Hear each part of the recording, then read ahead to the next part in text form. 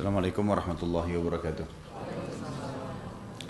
Alhamdulillah, selalu kita ucapkan kalimat mulia ini dari lisan kita kepada zat yang paling pantas untuk dipuji, dihormati, ditunduki, dipatuhi, dicintai dan juga ditakuti. Dialah zat yang maha bijaksana, maha adil, maha kuat, maha perkasa, tidak beranak dan tidak diperanakan.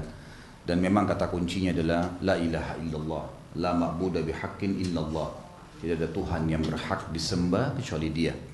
Dia yang telah menggantungkan agar segala nikmat yang ada pada kita, makanan, minuman, pakaian, kesehatan, dan semua yang kita butuhkan dalam roda kehidupan dunia, digantungkan olehnya dengan kalimat Alhamdulillah. Maka sangat wajar kalau kita sering mengulangi kalimat yang mulia ini.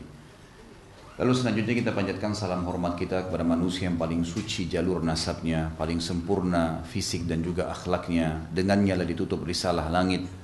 Dan juga Sang Pencipta Allah dan malaikat-malaikatnya telah memberikan salam hormat kepada manusia terbaik ini.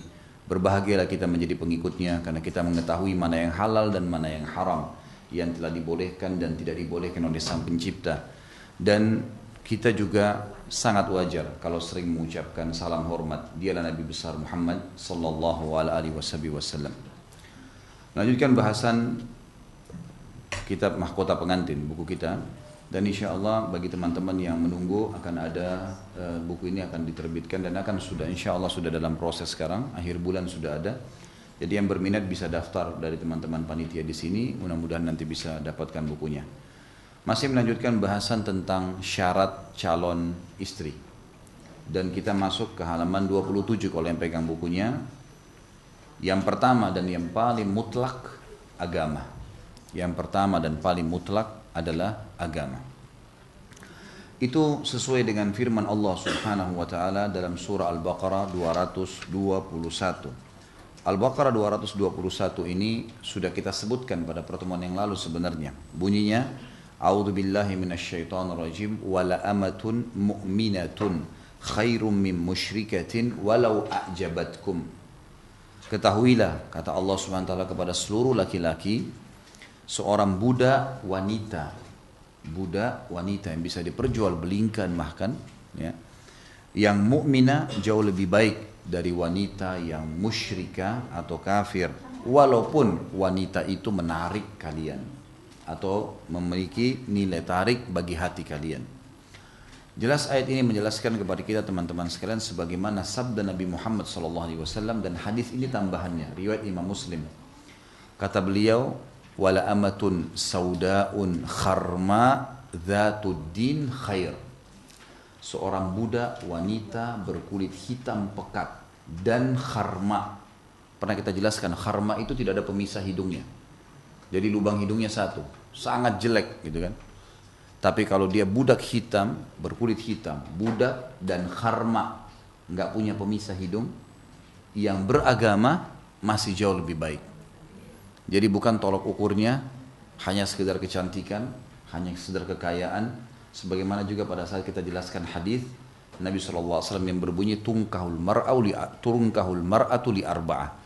Wanita dinikahi karena umumnya 4 perkara. 5 liha karena kekayaannya, li hasabiha karena jalur keturunannya, li jamaliha karena kecantikannya, walidiniha dan karena agamanya. Umumnya orang menikahi dari 4 faktor ini. Jadi ada juga orang salah paham dianggap 4 ini harus ada pada wanita. Enggak. Ini umumnya orang menikah. Ada orang menikah hanya karena kekayaan wanita itu. Karena dia juga ingin kerja, ingin dapat penghasilan dari situ. Ada orang yang menikah karena jalur nasabnya. Indonesia mengatakan mungkin darah biru. Ya. Kemudian ada yang menikah karena kecantikan yang dimiliki. Dan ada yang menikah justru karena mengejar agamanya. Apa kata Nabi? Fazfar bidzatid din taribat yadak. Dahulukan yang beragama, hidupmu akan tentram. Hidupmu akan tentram. Istilah taribat yadak, hidupmu akan bahagia atau tentram. Tidak ada perselingkuhan, tidak ada kasar-kasaran, tidak ada pembangkangan. Semuanya akan aman dengan agama. Karena agama akan mengontrol hidup seseorang. Ini syarat yang disebutkan pertama untuk calon mempelai wanita. Dan sudah kita bilang teman-teman sekalian. Mungkin ibu-ibu berkata atau akhwat kita berkata, saya wanita. Mungkin ini untuk laki-laki. Tidak, saudariku. Ini juga buat Anda, karena Anda menjadi seorang ibu. Kalau anak laki-laki Anda mau menikah, harus memberitahukan syarat ini. saudara Anda mau menikah, berikan syarat ini, bahwasanya memang harus mendahulukan agama si wanita. Dan memang agama ini yang memandu kita. Terlebih lagi, semua kekurangan fisik, maaf kalau ada yang kebetulan sama, kulitnya hitam, mungkin ada cacat fisik, mungkin matanya sipit, mungkin rambutnya tidak indah, gitu kan? Atau apalah kekurangan fisik ini semua hanya sifatnya di dunia. Akhirat nggak ada lagi. Kalau ada orang lahir di muka bumi ini anggap paling buruk, gitu kan? Lumpuh semua tangannya, lumpuh semua kakinya, matanya buta. Nggak bisa. Kalau manusia menganggap tidak bisa berfungsi orang ini, tetap dia akan bahagia kalau dia beriman. Karena cacat fisik itu hanya duniawi saja, nggak dibawa sampai di akhirat. Semua orang di akhirat akan diberikan jasad baru, sesuai dengan hadis Bukhari, di mana Nabi SAW bersabda, nanti kalian akan dibangkit, Allah akan turunkan hujan pada hari kiamat setelah ditiupkan sangkakala yang kedua. Sangkakala yang pertama itu untuk mematikan, memusnahkan semua yang Allah ingin musnahkan. Kemudian yang kedua pembangkitan, Allah akan turunkan hujan yang akan menimpa tulang-tulang ekor kalian, yang darinya kalian akan tumbuh seperti tumbuhnya tanaman, seperti tumbuhnya tanaman. Maka Allah akan memberikan jasad baru, semua laki-laki seperti ayahnya Adam 60 siku ke langit, 27,5 meter, dan semua perempuan seperti poster ibunya Hawa, ya 40 siku ke langit atau 17,5 meter. Jadi nggak ada lagi pendek, nggak ada lagi cacat. Dan semua penghuni surga kulitnya berwarna putih, matanya lebar. Bahkan dikatakan dalam hadis yang sahih, bahwasanya laki-laki akan seperti ayahnya Adam, poster tubuhnya. Kemudian ya, wajah mereka seperti Yusuf dan hati mereka seperti Ayub. Hadis ini hadis hasan diriwayatkan oleh Baihaqi. Jadi jelas sekali di sini perubahan total, tidak seperti lagi punya kekurangan dunia. Oleh karena itu kita tarik poin ini kepada pemilihan pasangan. Kalau beragama walaupun punya kekurangan sedikit masalah fisik, itu tidak mengganggu teman-teman sekalian, karena formalitas duniawi di akhirat sudah berbeda. Begitu pula dengan wanita-wanita yang disebutkan, Allah SWT menyebutkan ciri bidadari kalau mata mereka besar, jelita, putih sampai ya urat atau darah atau daging mereka bisa terlihat dari lututnya. Ini adalah ciri perempuan surga. Dan para wanita mukminah akan menjadi pemimpin bidadari di surga, akan menjadi pemimpin bidadari. Mereka lebih sempurna daripada itu, Sampai kata Nabi SAW, kalau satu saja wanita mukminah yang di dunia yang masuk surga turun di muka bumi, maka cahaya wajahnya akan menerangi antara timur dan barat. Dan juga dikatakan dalam lanjutan hadis, kalau kain yang diletakkan untuk ditaruh di rambutnya, kalau kita mungkin jilbab ya, itu dihempaskan di muka bumi ini, maka baunya akan menyebar ke seluruh bumi ini. Itu ciri yang sederhana saja, gitu kan? Jadi berbeda sekali teman-teman sekalian. Tentu kalau Allah Azza wa Jal memudahkan buat kita untuk mendapatkan bergabung antara fisiknya, antara kekayaannya, antara jalur nasabnya, antara agamanya, alhamdulillah. Tapi kalau tidak mungkin semua manusia punya kesempurnaan. Allah Azza wa Jal menciptakan memang berbeda-beda. Ada orang yang memiliki itu, ada orang yang tidak. Mungkin ada satu karakter saja. Ada orang kita temukan jalur nasabnya misalnya bagus, darah biru, tapi jahat, lisannya tajam, gitu kan, penjahat, nggak layak untuk jadi pasangan. Atau orang itu punya kelebihan fisik, gagah atau cantik, nggak layak kalau orang itu jahat, percuma. Berapa banyak wanita muslim yang menikah karena laki-laki itu gagah, tapi tidak beragama. Akhirnya tiap bulan ya melapor ke ibunya, melapor ke ayahnya, mukanya memar, ditampar, ditendang, dan ini semua adalah akibat hanya mendahulukan fisik. Begitu pula dengan laki-laki, sakit hati karena istrinya tetap berhubungan dengan laki-laki, selingkuh pada saat sudah menikah karena hanya fisik. Tidak ada agama di sini. Kehidupan ketentraman apa yang didapatkan? Tidak ada sama sekali. Makanya agama yang didahulukan, agama di atas segalanya. Jadi ini harus didahulukan teman-teman sekalian. Dan subhanallah, fitrah orang. Dari kasus-kasus rumah tangga yang saya hadapin teman-teman sekalian, semua laki-laki yang saya temuin, bahkan pernah saya temuin laki-laki yang tidak punya background agama dari umum, tapi dia pernah cerita dengan saya, ternyata orang seperti ini pun tidak punya pengetahuan agama, berharap istri di rumah yang mukminah, yang baik, yang bisa didik anaknya, angan-angannya istri yang baik, gitu kan. Awal-awal dia menikah dengan istri yang bebas, maka harapannya nanti, kenapa sih kamu nggak pakai jilbab, kenapa sih kamu nggak sholat, kenapa sih? Ujungnya walaupun dia itu adalah orang yang fasik laki-lakinya. Sama perempuan, banyak awalnya dia sendiri bebas, nikah sama sembarangan laki-laki juga bebas. Tapi subhanallah angan-angannya sering dibahasakan kepada para ustadz, termasuk kepada saya pernah ditanyakan, Ustadz bagaimana ya suami saya nggak pernah sekalipun ya sholat berjamaah dengan saya, sholat tahajud misalnya nggak pernah ingatin saya pakai jilbab, bahkan tidak pernah mau peduli. Anak-anak bahkan saya mau masukin sekolah agama dilarang sama dia karena dia nggak paham agama. Berapa banyak efek seperti itu. Jadi angan-angan tentang agama tetap ada dalam kehidupan seseorang, gitu kan? Walaupun dia tidak punya background agama. Oleh karena itu agama dinomorsatukan. Bagi kita yang ingin memilih istri, bagi istri yang ingin memilih suami, bagi orang tua yang ingin memilih anak mantu buat anaknya, dan seterusnya, semua ini adalah landasannya. Orang yang selalu menjaga kesucian dirinya, terutama dalam masalah agama, Allah juga akan utus kepadanya pasangan yang sama. Pasangan yang sama. Allah menjanjikan dalam Al-Quran, dalam surah An-Nur ayat 26. Lanjutan masih di halaman 27 kalau pegang buku ya. Dalil setelahnya, setelah Al-Baqarah 221, maka ada bahasan di sini diangkat oleh penulis An-Nur ayat 26. A'udzu billahi minasyaitonir rajim, wat-tayyibuna lit-tayyibin, wat-tayyibuna lit-tayyibat. Ya, wat-tayyibatu lit-tayyibin, wat-tayyibuna lit-tayyibat. Wanita-wanita yang baik adalah untuk laki-laki yang baik, dan laki-laki yang baik adalah untuk wanita-wanita yang baik.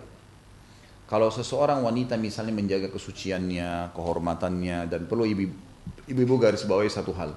Ini harus dikenal masalah karakter pasangan laki-laki. Perempuan itu makin mudah disentuh, ya, makin mudah untuk dicium, makin mudah untuk diajak jalan, itu makin tidak punya nilai di mata suaminya nanti. Di mata laki-laki tidak dianggap punya nilai. Tapi kalau perempuan itu punya kehormatan, enggak mau sama saya nikah, tidak mau ya enggak usah. Setelah nikah silakan pacaran, bebas.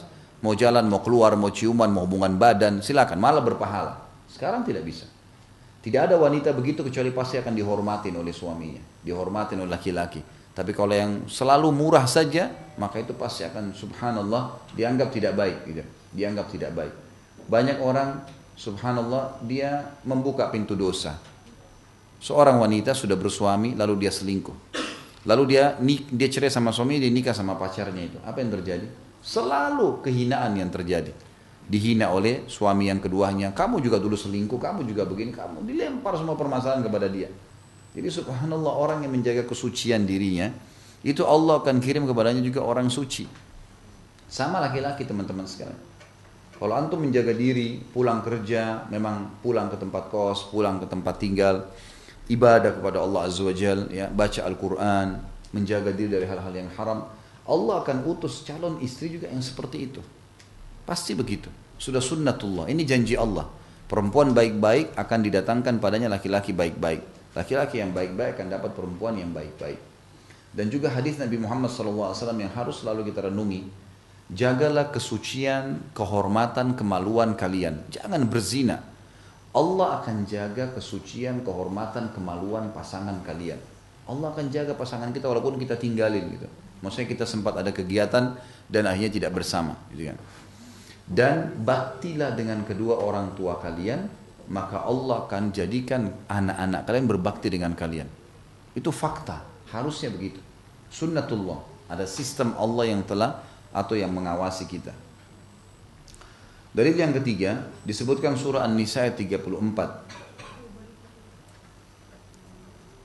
A'udzu billahi minasyaitonir rajim. Qanitatun hafizatun lil ghaibi bima hafizallah.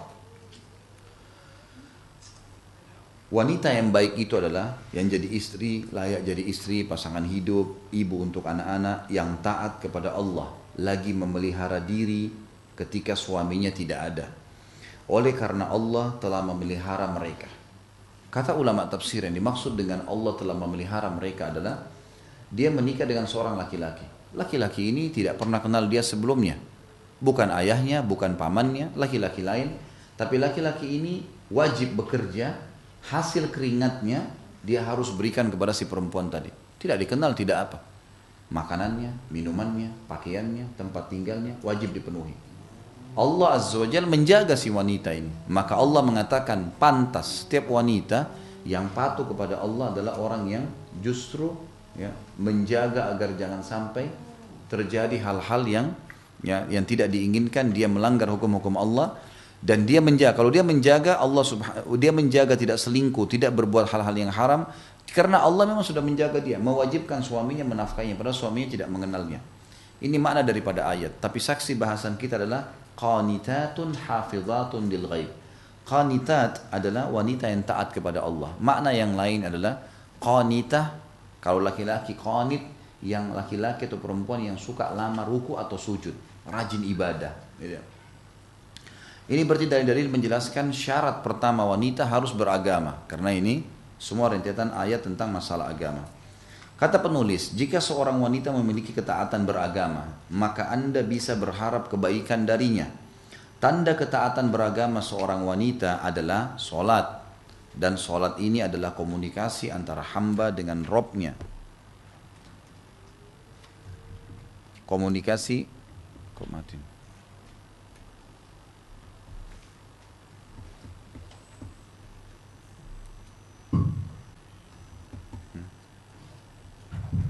Coba diperbaiki. Dikatakan dalam lanjutan bahasanya di sini, dan sholat adalah komunikasi antara hamba dengan Robnya. Jika ia memiliki komunikasi yang baik antara dirinya dengan Robnya, Rob itu artinya pencipta, pemilik, pengurus, pengawas, dan pemusnah. Jadi kalau kita bilang Rabbighfirli, kita sedang memanggil Allah sebagai Rob. Rob berarti pemilik, ya, pengawas, pemusnah, penyiap segala kebutuhan. Ya. Maka Anda bisa berharap darinya akan terjadi komunikasi yang baik antara diri Anda dengannya. Dan Allah memiliki contoh yang tertinggi. Maksudnya Allah paling layak untuk dijadikan sebagai contoh. Kalau ada orang berhubungan baik dengan Allah, berarti sudah cukup untuk menjadi orang yang kita jadikan sebagai pasangan hidup atau teman kita. Sementara wanita yang telah melalaikan urusan dan hak Robnya, maka ia tidak merasa berdosa bila melalaikan urusan dan hak suaminya. Siapa yang ridho istrinya melalaikan urusan dan kewajiban yang ditetapkan Robnya, maka janganlah ia mencela kecuali terhadap dirinya sendiri jika istrinya melalaikan haknya dan tidak memelihara rumahnya. Tolak ukurnya, kalau orang beragama dia akan jaga hubungan dengan Allah, dan itu sudah cukup menjadi pegangan buat kita. Berarti dia juga akan menjaga hubungan dengan kita. Tapi kalau dia rusak hubungan dengan Tuhannya, berarti dia juga wajar kalau merusak hubungan dengan kita. Ya. Ini sebagaimana pernah saya kasih contoh. Jangan pernah heran kalau ada seorang laki-laki kemudian menemukan istrinya misal susah disuruh pakai jilbab setelah menikah, susah disuruh sholat setelah menikah, tidak mau melakukan ketaatan-ketaatan kepada Allah, sibuk dengan urusan-urusan dunia, selalu sibuk dengan hal-hal pelanggaran-pelanggaran agama. Maka jangan heran ini terjadi kalau memang dasarnya sebelum nikah dia sudah tahu begitu keadaannya. Kalau mau memang yang baik, nikah dari awal dengan yang baik. Bagaimana bisa kita berharap jilbab dipakai rapi dari seorang istri sementara dari sebelum nikah belum berjilbab? Kecuali kalau hidayah Allah datang, tapi butuh waktu. Tetap wajar gitu kan. Karena memang dari awal dia seperti itu. Dia nggak pernah sholat. Kemudian tiba-tiba kita berharap sekarang dia sholat, bukan lagi sholat 5 waktu, sholat tahajud. Nggak mungkin lah dikerjakan sama dia. Gitu kan. Dan seterusnya, pelanggaran-pelanggaran agama yang sudah biasa dikerjakan sama dia karena kelalaiannya, dia tetap akan kerjakan. Sama kita balik kalau perempuan. Banyak perempuan berharap suaminya baik, temani dia sholat berjamaah, tahajud, ingatkan dia supaya tutup aurat, ingatkan dia supaya menghafal Al-Quran misalnya. Tapi yang dinikahi sama dia, yang diterima lamarannya adalah laki-laki yang jauh dari ini semua. Gitu kan. Sholat aja enggak. Ya, masih sering dari sebelum nikah memang dia sudah tahu kalau laki-laki ini playboy, suka gonta-ganti pasangan. Jangan heran kalau setelah nikah dia selingkuh, gitu kan? Emang sudah begitu. Dan subhanallah pernah saya titik beratkan juga, kalau sebelum menikah kita istikharah, sholat 2 rakaat minta petunjuk sama Allah, Allah pasti berikan petunjuk siapa orang itu. Misal tiba-tiba kita dapat berita dia mengantar ibunya umroh, misal kalau laki-laki, perempuannya cari suami, oh ternyata suami ini bakti sama ibunya. Tiba-tiba kita dapat berita prestasi kerjanya naik, mungkin ada ketaatan lah dia weekend mengisi waktunya dengan pengajian. Misal dapat berita-berita tambahan, memang sudah cukup jadikan sebagai pegangan. Sama laki-laki, tiba-tiba kita temukan berita, oh kalau perempuan ini pernah begini, pernah begitu. Tidak tahu sumbernya dari mana, tapi Allah Subhanahu wa taala mendatangkan berita. Kalau asal istikharah akan datang panduannya. Karena istikharah tidak selamanya mimpi, tapi bisa saja informasi atau kecenderungan. Itu bisa terjadi pada diri seseorang. Kata beliau, jika istri memiliki agama, maka ia berada di atas kebenaran. Ini adalah keniscayaan. Ya. Maksudnya di sini kepastian ya. Islam adalah agama pertengahan. Siapa yang memeluknya maka ia berada di antara sikap di antara sikap berlebih-lebihan atau ifrat dan meremehkan tafrid. Pernah saya jelaskan dua istilah ini lah. Ada ifrat, ada tafrid. Ya. Ifrat itu adalah berlebih-lebihan dalam melakukan satu perbuatan, dan tafrid terlalu perhitungan. Ya. Kalau kita bahasakan terlalu boros dan terlalu pelit. Islam ada di tengah-tengahnya, gitu kan. Kita disuruh memenuhi kebutuhan kita, lalu kita sedekah misalnya. Kita juga tidak boleh menolak, maka kita berada di antara keduanya. Ia tidak berlebih-lebihan dalam agamanya dan tidak pula meremehkan agamanya. Anda melihatnya berakhlak dengan akhlak Al-Quran dalam hal berhijab, berjilbab, muamalah atau interaksi sosial, berbicara dan selainnya yang difardukan Al-Quran atas wanita. Jika di samping memiliki ketaatan beragama, ia juga memiliki kecantikan, maka ini adalah suatu kenikmatan. Nabi SAW memotivasi mengenai kecantikan lewat sabdanya, Innallaha jamilun yuhibbul jamal. Allah itu indah dan menyukai keindahan. Ya. Berarti boleh kita. Jadi kalau misalnya ada seseorang yang melamar akhwat kita, dilamar oleh seorang laki-laki, dua-duanya beragama, yang satu gagah, yang satu kurang, boleh dia memilih yang gagah, gitu kan? Itu bisa, hak dia. Seorang laki-laki mau melamar dua orang wanita, dua-duanya beragama, yang satu lebih cantik dari yang lainnya, boleh dia memilihnya. Itu tidak salah dalam agama. Bukan juga berarti tadi kita katakan dahulukan agama lalu kita tidak peduli dengan hal-hal yang buruk, ya, hal-hal yang karena sudah punya agama maka kita tidak usah peduli yang lainnya, enggak.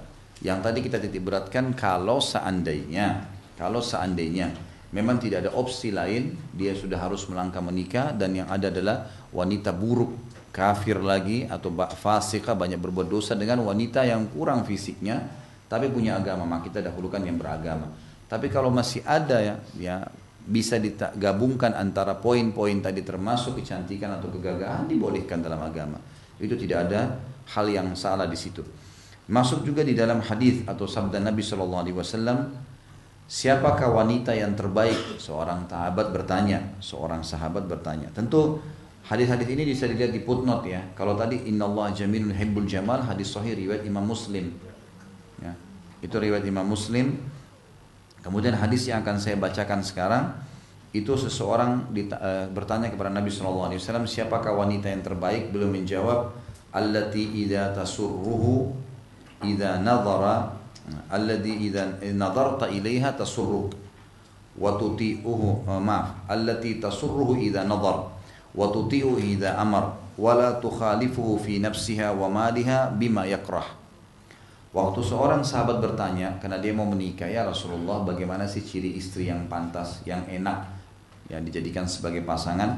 Kata Nabi SAW, wanita yang membahagiakan suaminya jika memandangnya. Jadi kalau suaminya lihat ke dia selalu membuatnya gembira. Sebagian ulama hadis mengatakan mungkin dengan kecantikannya, mungkin dengan hiburannya, mungkin dengan tutur kata yang santun, gitu kan? Mungkin dengan penataan rumah yang bersih, mungkin dengan masakan yang enak.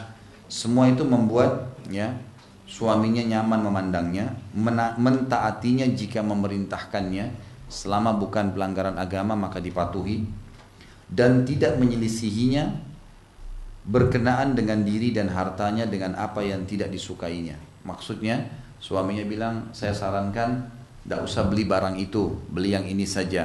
Lalu dia mendahulukan suaminya dari kemauannya dia, gitu kan? Maka ini juga termasuk disebutkan ciri wanita yang baik, ya, ciri wanita yang baik. Perlu ibu-ibu tahu, suami umumnya, laki-laki umumnya, ada mungkin pengecualian sebagian. Laki-laki itu, kalau seandainya seorang wanita tidak banyak menuntut sesuatu darinya, maka yang terjadi, secara umum saya bicara, yang terjadi adalah penghormatan dan penghargaan yang lebih. Misal, apalagi kalau si perempuan bisa pintar berterima kasih. Saya sering kasih contoh di pengajian dan saya sendiri merasakan itu. Kalau di akhir bulan saya memberikan misalnya uang bulanan ke istri saya, sudah saya hitungkan 1 bulan berapa kebutuhan, ini uang dibutuhkan. Kalau dia mengucapkan terima kasih dengan itu saja, yang saya pikirkan sebagai laki-laki adalah apalagi nih yang saya harus kasih. Bagaimana kalau kurang, saya harus dapatkan dari mana. Kita selalu berpikir untuk menambah karena orang ini tahu menilai. Dibandingkan misalnya ada seorang istri yang sudah dikasih oleh suaminya, kemudian dia menganggap remeh, kan gitu. Ibu-ibu hati-hati, kalau misalnya laki-laki suami ibu memberikan sesuatu, walaupun ibu anggap itu sederhana, usahakan ada di depan mata dia. Misal dikasih baju, misal dikasih coklat, makanan, dia berharap melihatnya.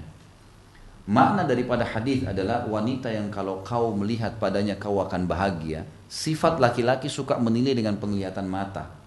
Beda dengan perempuan. Mungkin ibu-ibu suka dengan pakaian tertentu suaminya pakai, tapi beda dengan laki-laki. Beda sekali. Warna saja yang dia suka, motif baju yang dia suka, semuanya sangat berpengaruh kepada muamalahnya. Berpengaruh kepada perilakunya dia pada istri, gitu kan? Jadi jangan pernah dibelikan baju lalu ibu taruh di gudang tidak dipakai, gitu. Karena itu berpengaruh pada kejiwaan laki-laki. Dia memang suka kalau dipakai. Mungkin kalau ibu belikan baju suaminya, lalu ditanya, kok nggak dipakai? Oh nanti saya pakai. Ibu nggak kecewa, biasa saja. Oh nanti dipakai sama dia. Kalau laki-laki lain, dia akan menilai. Pemberian makanan misalnya, mana makanan yang saya beli kemarin untuk kamu? Oh saya sudah kasih mbak yang makan. Gitu. Misal. Nanti pastikan ibu kalau pesan lagi nggak bakal dibeliin sama dia. Nah, saya mau beliin kemarin kamu kasih mbak, misal. Padahal sebenarnya nggak apa-apa kasih pembantu kan gitu. Tapi kenapa nggak incipin depan dia? Makan sedikit, gitu kan? Yang penting dia sudah lihat. Karena makna hadis di sini, kalau kau melihatnya kau akan senang. Ini karakter laki-laki yang harusnya perempuan tahu, gitu. Kemudian saya juga pernah temukan ya, seperti kasus rumah tangga yang sering saya pecahkan. Di antaranya ada seorang suami pernah mau menceraikan istrinya setelah 15 tahun menikah. Saya sama saya nih, konsultasi dengan saya coba cari tahu ada apa nih. Kenapa nih kok mau cerai? Anaknya sudah 4. Apa sebabnya? Saya dudukin. Kenapa emang? Saya duduk sama suaminya berdua. Ada apa sebenarnya masalahnya? Gitu. Tiba-tiba dia bilang, istri saya ini dari dulu, dari awal nikah, dia sudah tahu saya suka dengan rambut panjang. Tapi dia tidak pernah mau panjangin rambutnya. Setiap panjang sedikit dipotong pendek kayak laki-laki. Saya nggak suka. Saya selalu bahasakan dibantah sama dia. Ah sudahlah dianggap remeh. Gara-gara rambut. Coba bayangin. Kalau misalnya suaminya ibu, kita balik ya, kasus perempuan. Ibu suka rambut panjang, suaminya gundul. Paling ibu bilang, kok kenapa gundul? Oh enggak, ini saya rasa dingin. Udah selesai. Ibu ada masalah? Enggak. Gundul enggak gundul, yang penting duitnya ada gitu. Maksud saya, tidak terlalu masalah dengan itu. Kalau laki-laki masalah besar. Kalau laki-laki itu masalah besar buat dia. Rambut itu masalah besar. Kadang-kadang dia bahasakan dengan santun. Kenapa rambutnya nggak begini ya? Kenapa rambutnya nggak begini ya? Gitu. Masalah sederhana, tapi berpengaruh. Berpengaruh sekali masalah ini. Jadi harusnya memang difahamin masalah ini. Termasuk juga dengan masalah warna pakaian tadi, penataan diri, kemudian juga masuk dalamnya penataan tempat. Nah, laki-laki sangat peduli dengan itu. Ya. Dia suka kalau ada penataan, ada rapi, dan ini masuk dalam hadis yang pertama tadi kita sebutkan. Allah itu indah dan menyukai keindahan. Ibu-ibu harus punya keterampilan, latih anak-anaknya untuk bisa terampil. Rumah-rumah itu nyaman, bersih, ya, dan juga rumah yang bersih dan rapi tidak akan dimasuki oleh syaitan, ya, akan bagus gitu ya. Kemudian yang katakan di sini kalau kau perintahkan maka dia mentaatimu. Di sini berarti karakter laki-laki yang lain ibu-ibu sekalian, dan tentu di sini laki-laki sangat suka kalau dia perintah karena ada kepemimpinan dalam jiwanya, dia kalau perintah diikuti. Maka ibu-ibu pada saat mengalah di sini, kalau dia bilang ayo kita keluar ke sini yuk, ibu lagi pengen ke satu tempat, lalu ibu mengutarakan, ibu mengatakan ya udah nggak apa-apa, ayo kita pergi. Sebenarnya sih saya pengen ke sini, bahasakan saja. Kalau dia bilang nantilah kita minggu depan baru ke sana, ya udah ayo, nikmatin aja.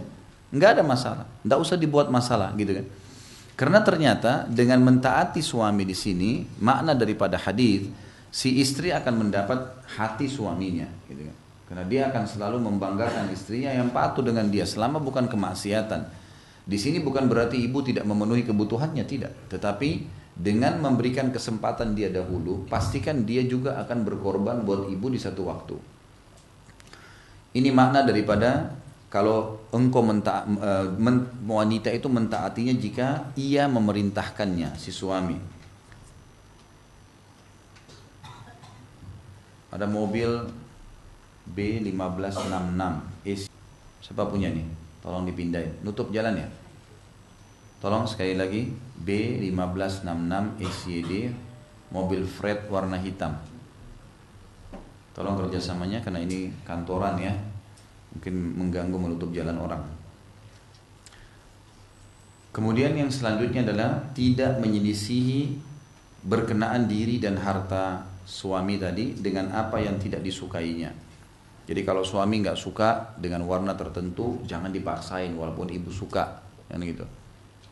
Jadi dahulukan dalam masalah itu, otomatis suami akan menghormati istrinya. Ada unsur timbal balik itu, ada unsur timbal balik. Kemudian yang kedua, sifat yang harus dimiliki atau sifat yang semestinya ada pada calon istri. Dikatakan oleh penulis, maaf, ada paragraf yang saya lupa baca. Kata penulis, wanita yang beragama lagi cantik adalah cahaya di atas cahaya, dan jika ia juga memiliki harta dan kedudukan, maka ia telah menghimpun sifat kebaikan yang banyak.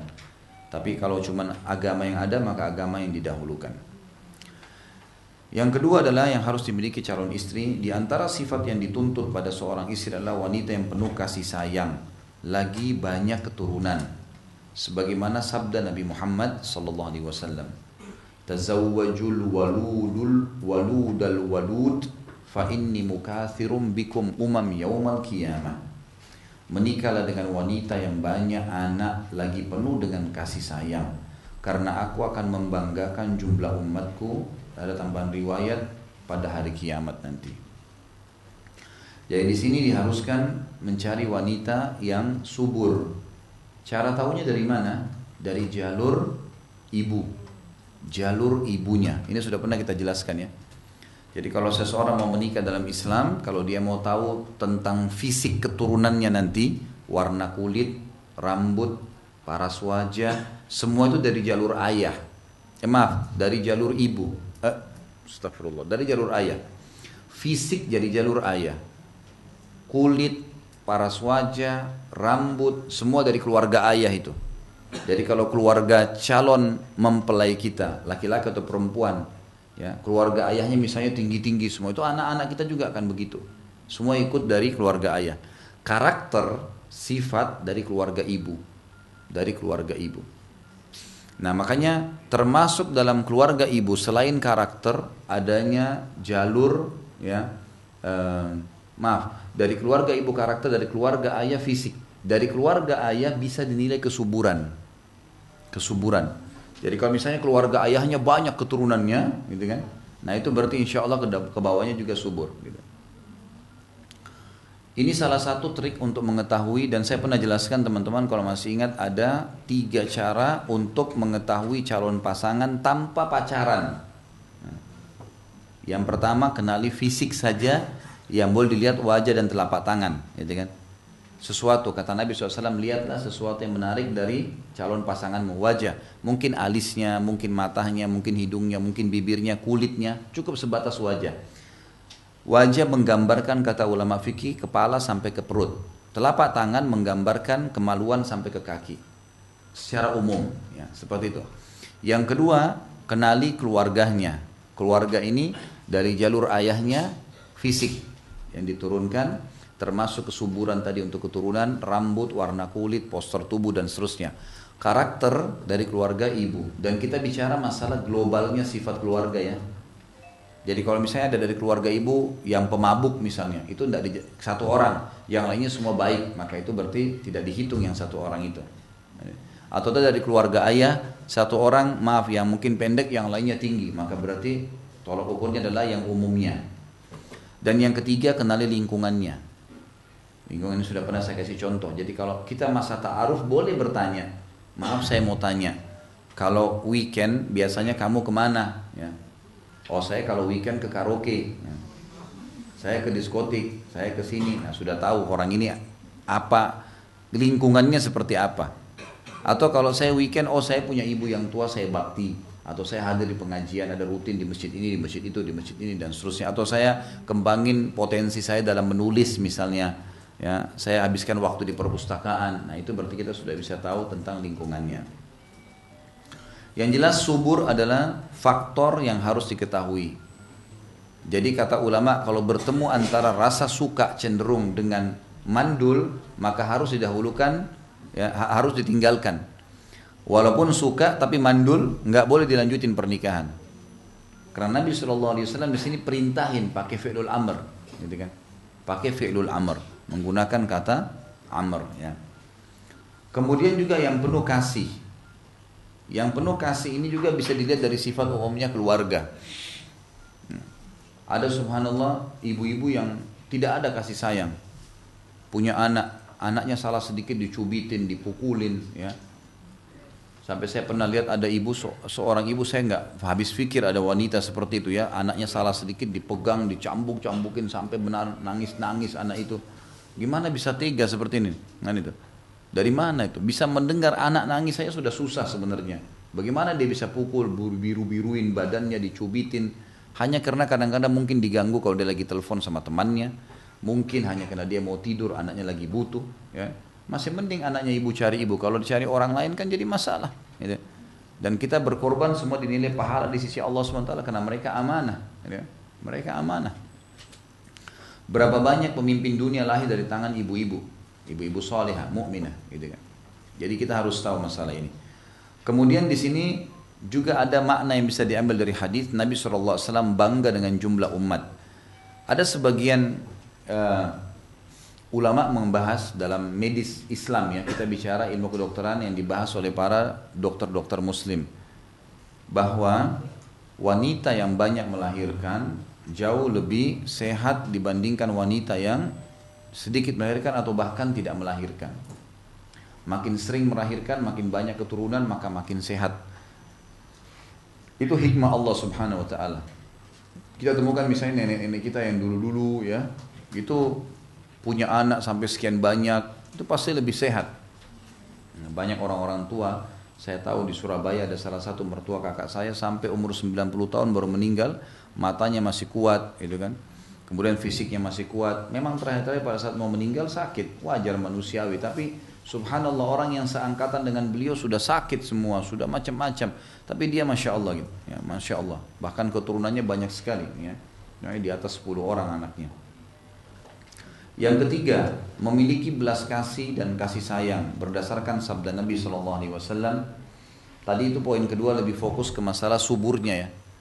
Yang ketiga adalah memiliki belas kasih dan kasih sayang berdasarkan sabda Nabi SAW, dan ini bisa dilihat di footnote semua, ya. Hadis-hadis ini riwayat Imam Bukhari Muslim.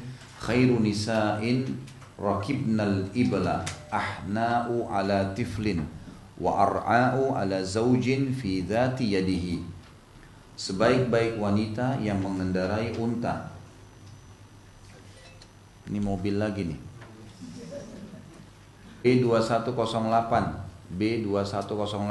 SFB Agya Putih, mobil Agya Putih B2108.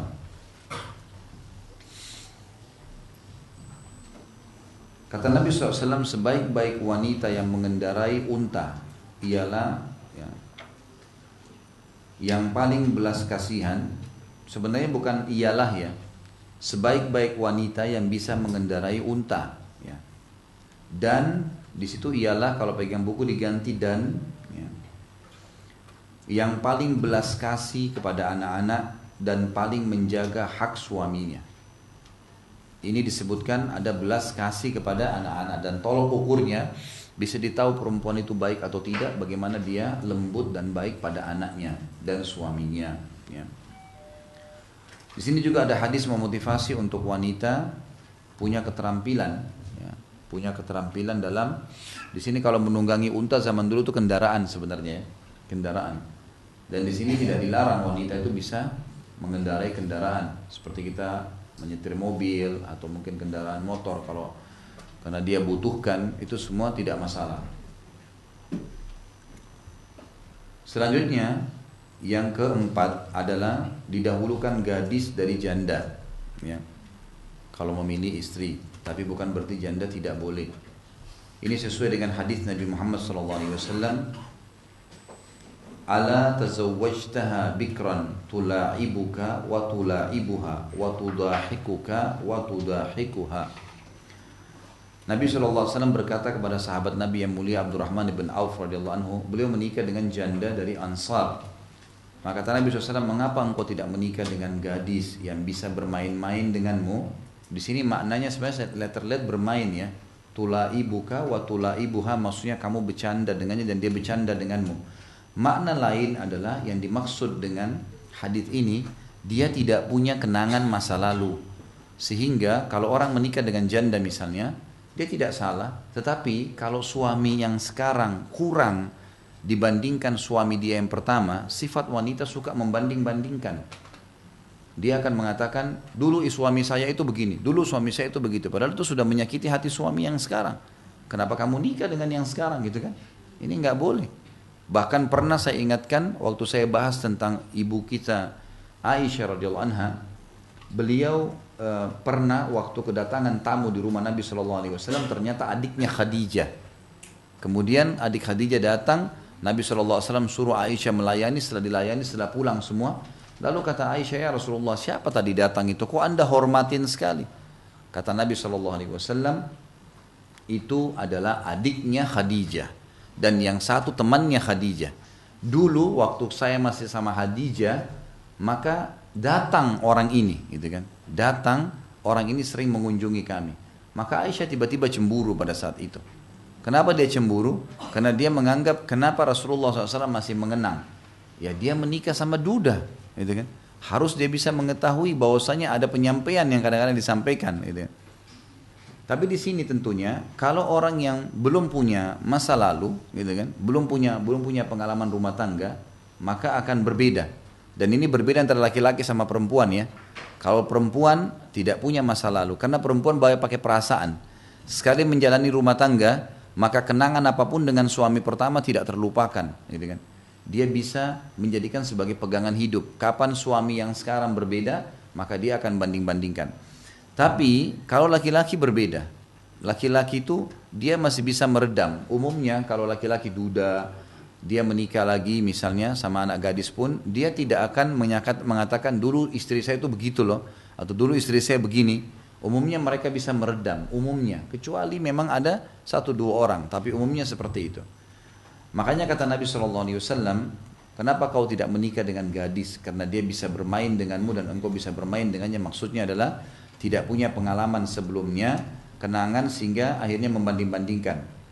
Kemudian ia berkelakar denganmu dan engkau berkelakar dengannya. Maksudnya engkau bercanda dengannya dan dia juga bercanda denganmu. Kalau seorang wanita sudah pernah kenangan buruk sama suaminya, janda misalnya, suaminya kasar, tidak baik, ya. Umumnya karena dia pakai perasaan, dia akan tarik menganggap semua laki-laki sama. Sudah sulit bagi dia untuk bercanda sama suaminya yang sekarang, gitu. Beda dengan laki-laki. Kalaupun misalnya dia dulu pernah punya pasangan yang kasar, tidak baik, lalu cerai, kemudian dia nikah lagi sama perempuan sekarang, maka dia bisa memulai baru. Dia tidak perlu mengulangi kenangan yang dulu itu, dia memulai dengan yang baru.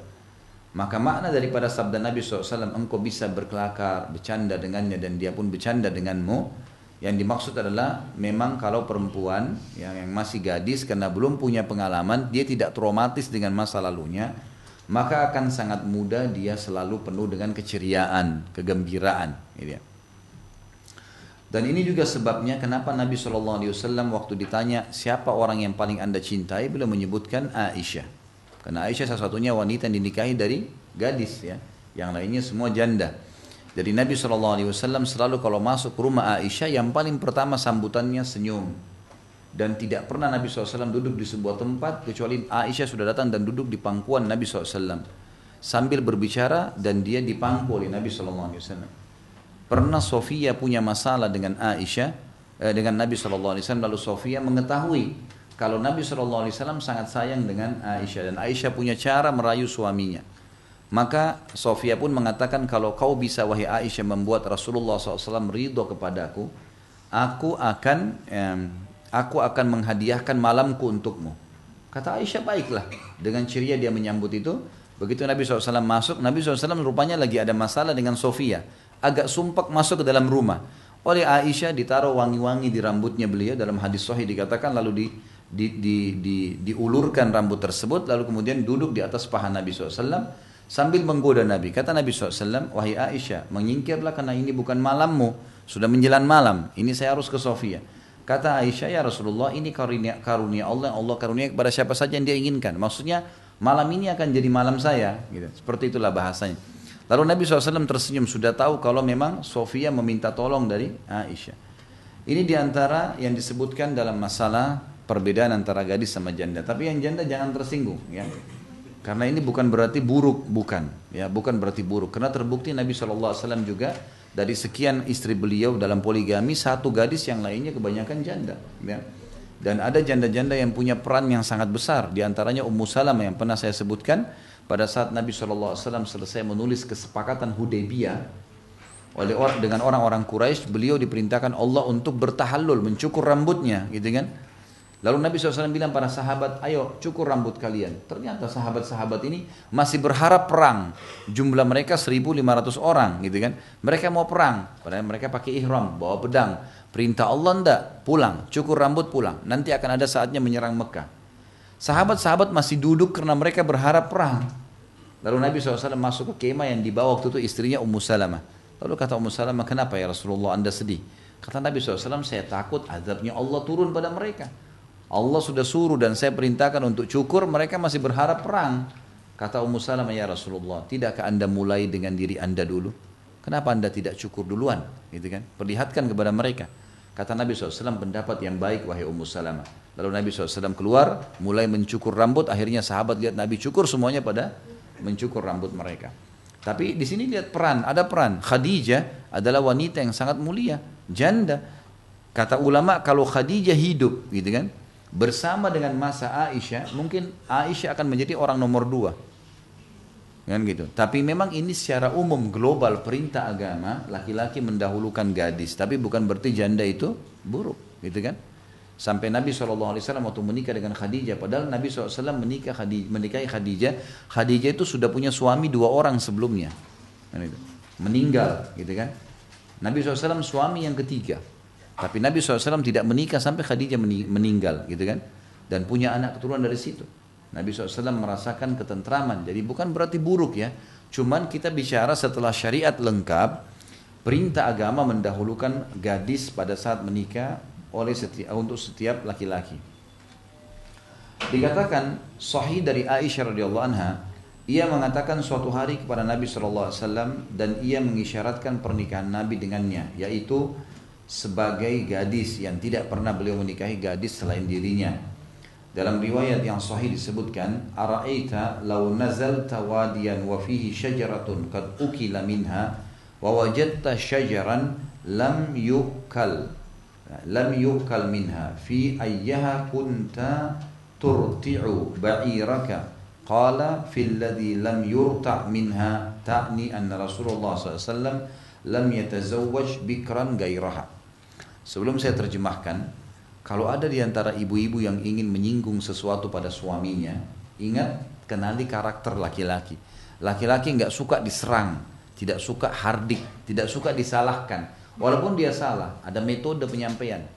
Saya pernah kasih contoh kalau masih ingat, praktekkan pada anak kecil kita.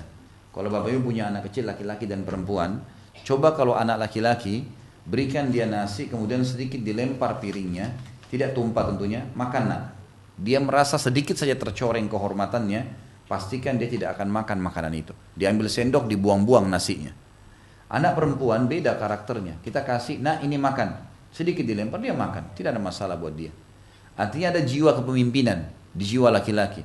Walaupun orang itu pendek, kecil, tapi dia suami, sifat karakter pemimpinnya ada.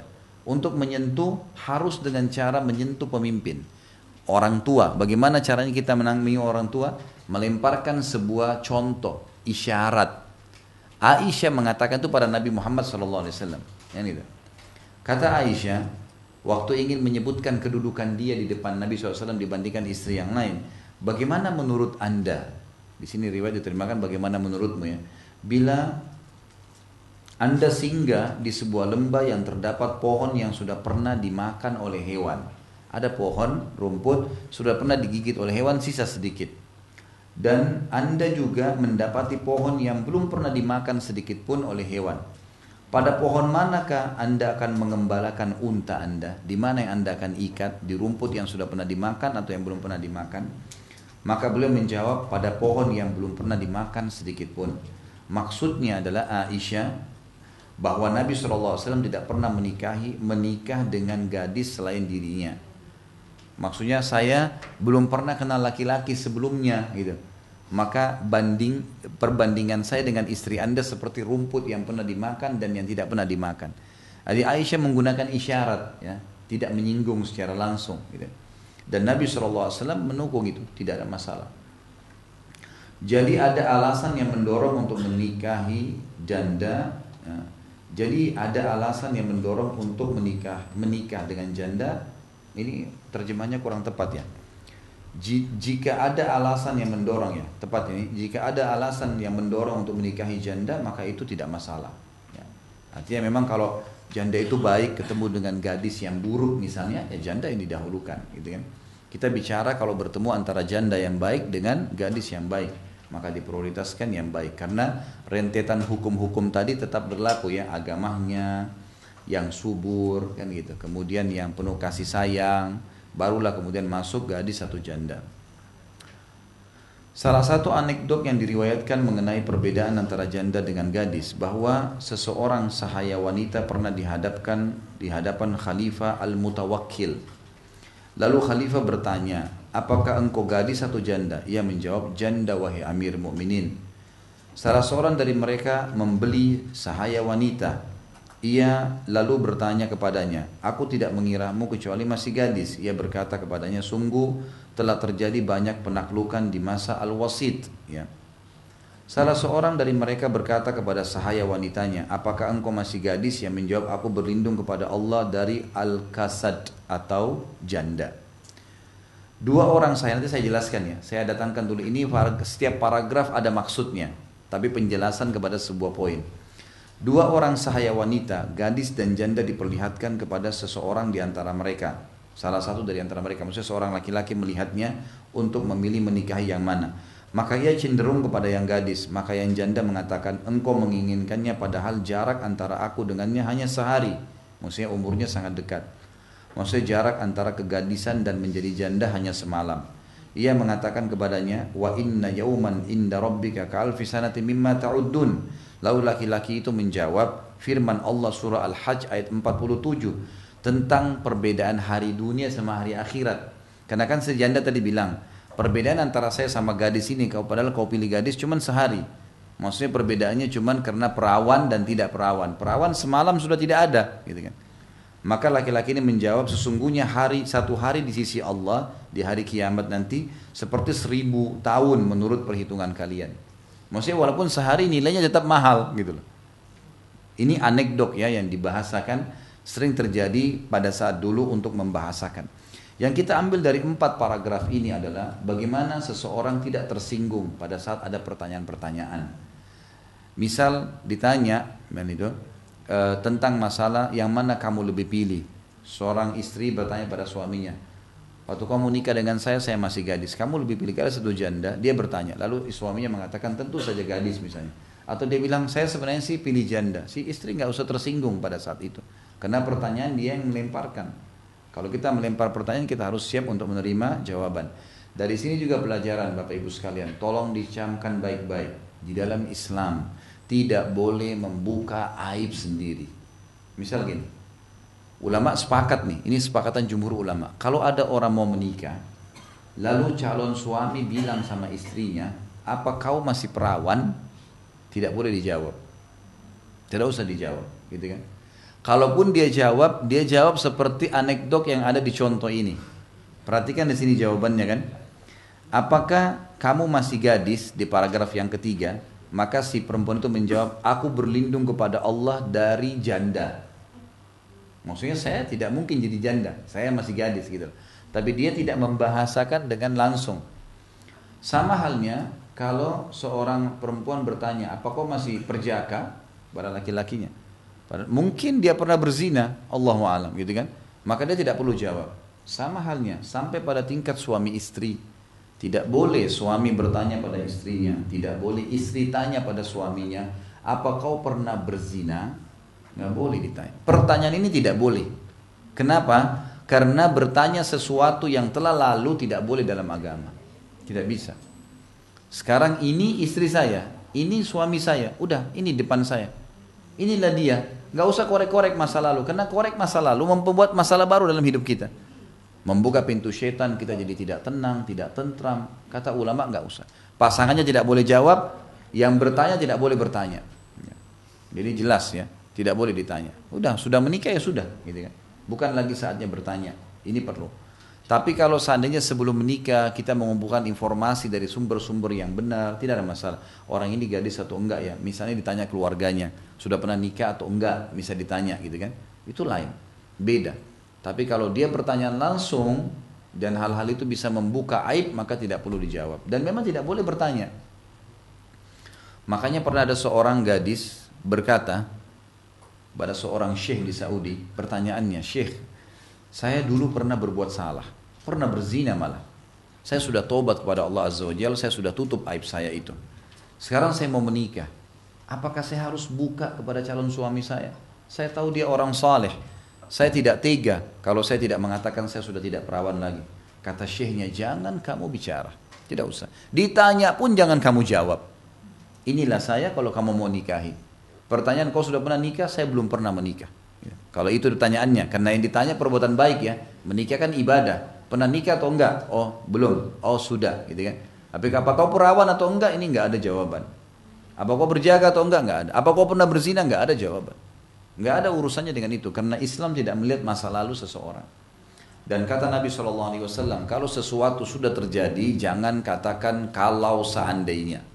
Karena kalau seandainya membuka pintu syaitan. Tapi katakan la qaddarallahu ma syaa fa'al. Ini yang kita bisa ambil dari paragraf-paragraf tadi. Berarti jawaban pun kalau dibutuhkan dengan santun, dan juga ada pertanyaan yang tidak perlu dijawab. Dikatakan wanita itu termasuk orang yang terdidik lewat hidangan Al-Quran dan Sunnah, bukan wanita yang terdidik lewat hidangan Timur dan Barat. Maksudnya wanita-wanita yang faham sehingga mereka jaga kesuciannya adalah wanita yang terdidik lewat hidangan Al-Quran dan Sunnah. Selalu tiap hari yang didengarkan ayat, hadis, pengajian, majelis-majelis yang baik, ya orang tuanya selalu nasihatin. Bukan terdiri dari hidangan Timur dan Barat, maksudnya tradisi-tradisi non-Muslim yang berjalan dan menjulurkan lidah di belakang segala yang baru di dunia mode, pakaian, cat kuku, dunia kaset dan penyanyi. Ia mengambil jalan dan teladannya dari penyanyi, penari dan pameran film atau baik laki-laki maupun perempuan.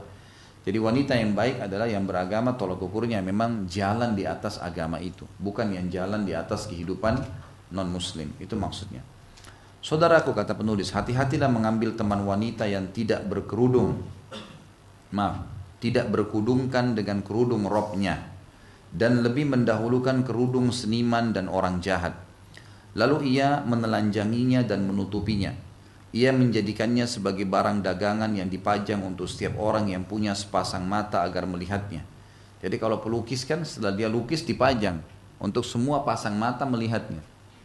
Bahasanya nih, bahasa kiasannya adalah jangan kau menikah dengan wanita ya kecuali dia menggunakan kerudung robnya. Maksudnya Allah suruh tutup ya ditutup. Tidak semua orang bisa lihat ya tidak semua orang bisa lihat, gitu kan. Dan jangan seperti kerudung seniman yang memang kalau dia gambar maka semua orang akan melihat dengan matanya.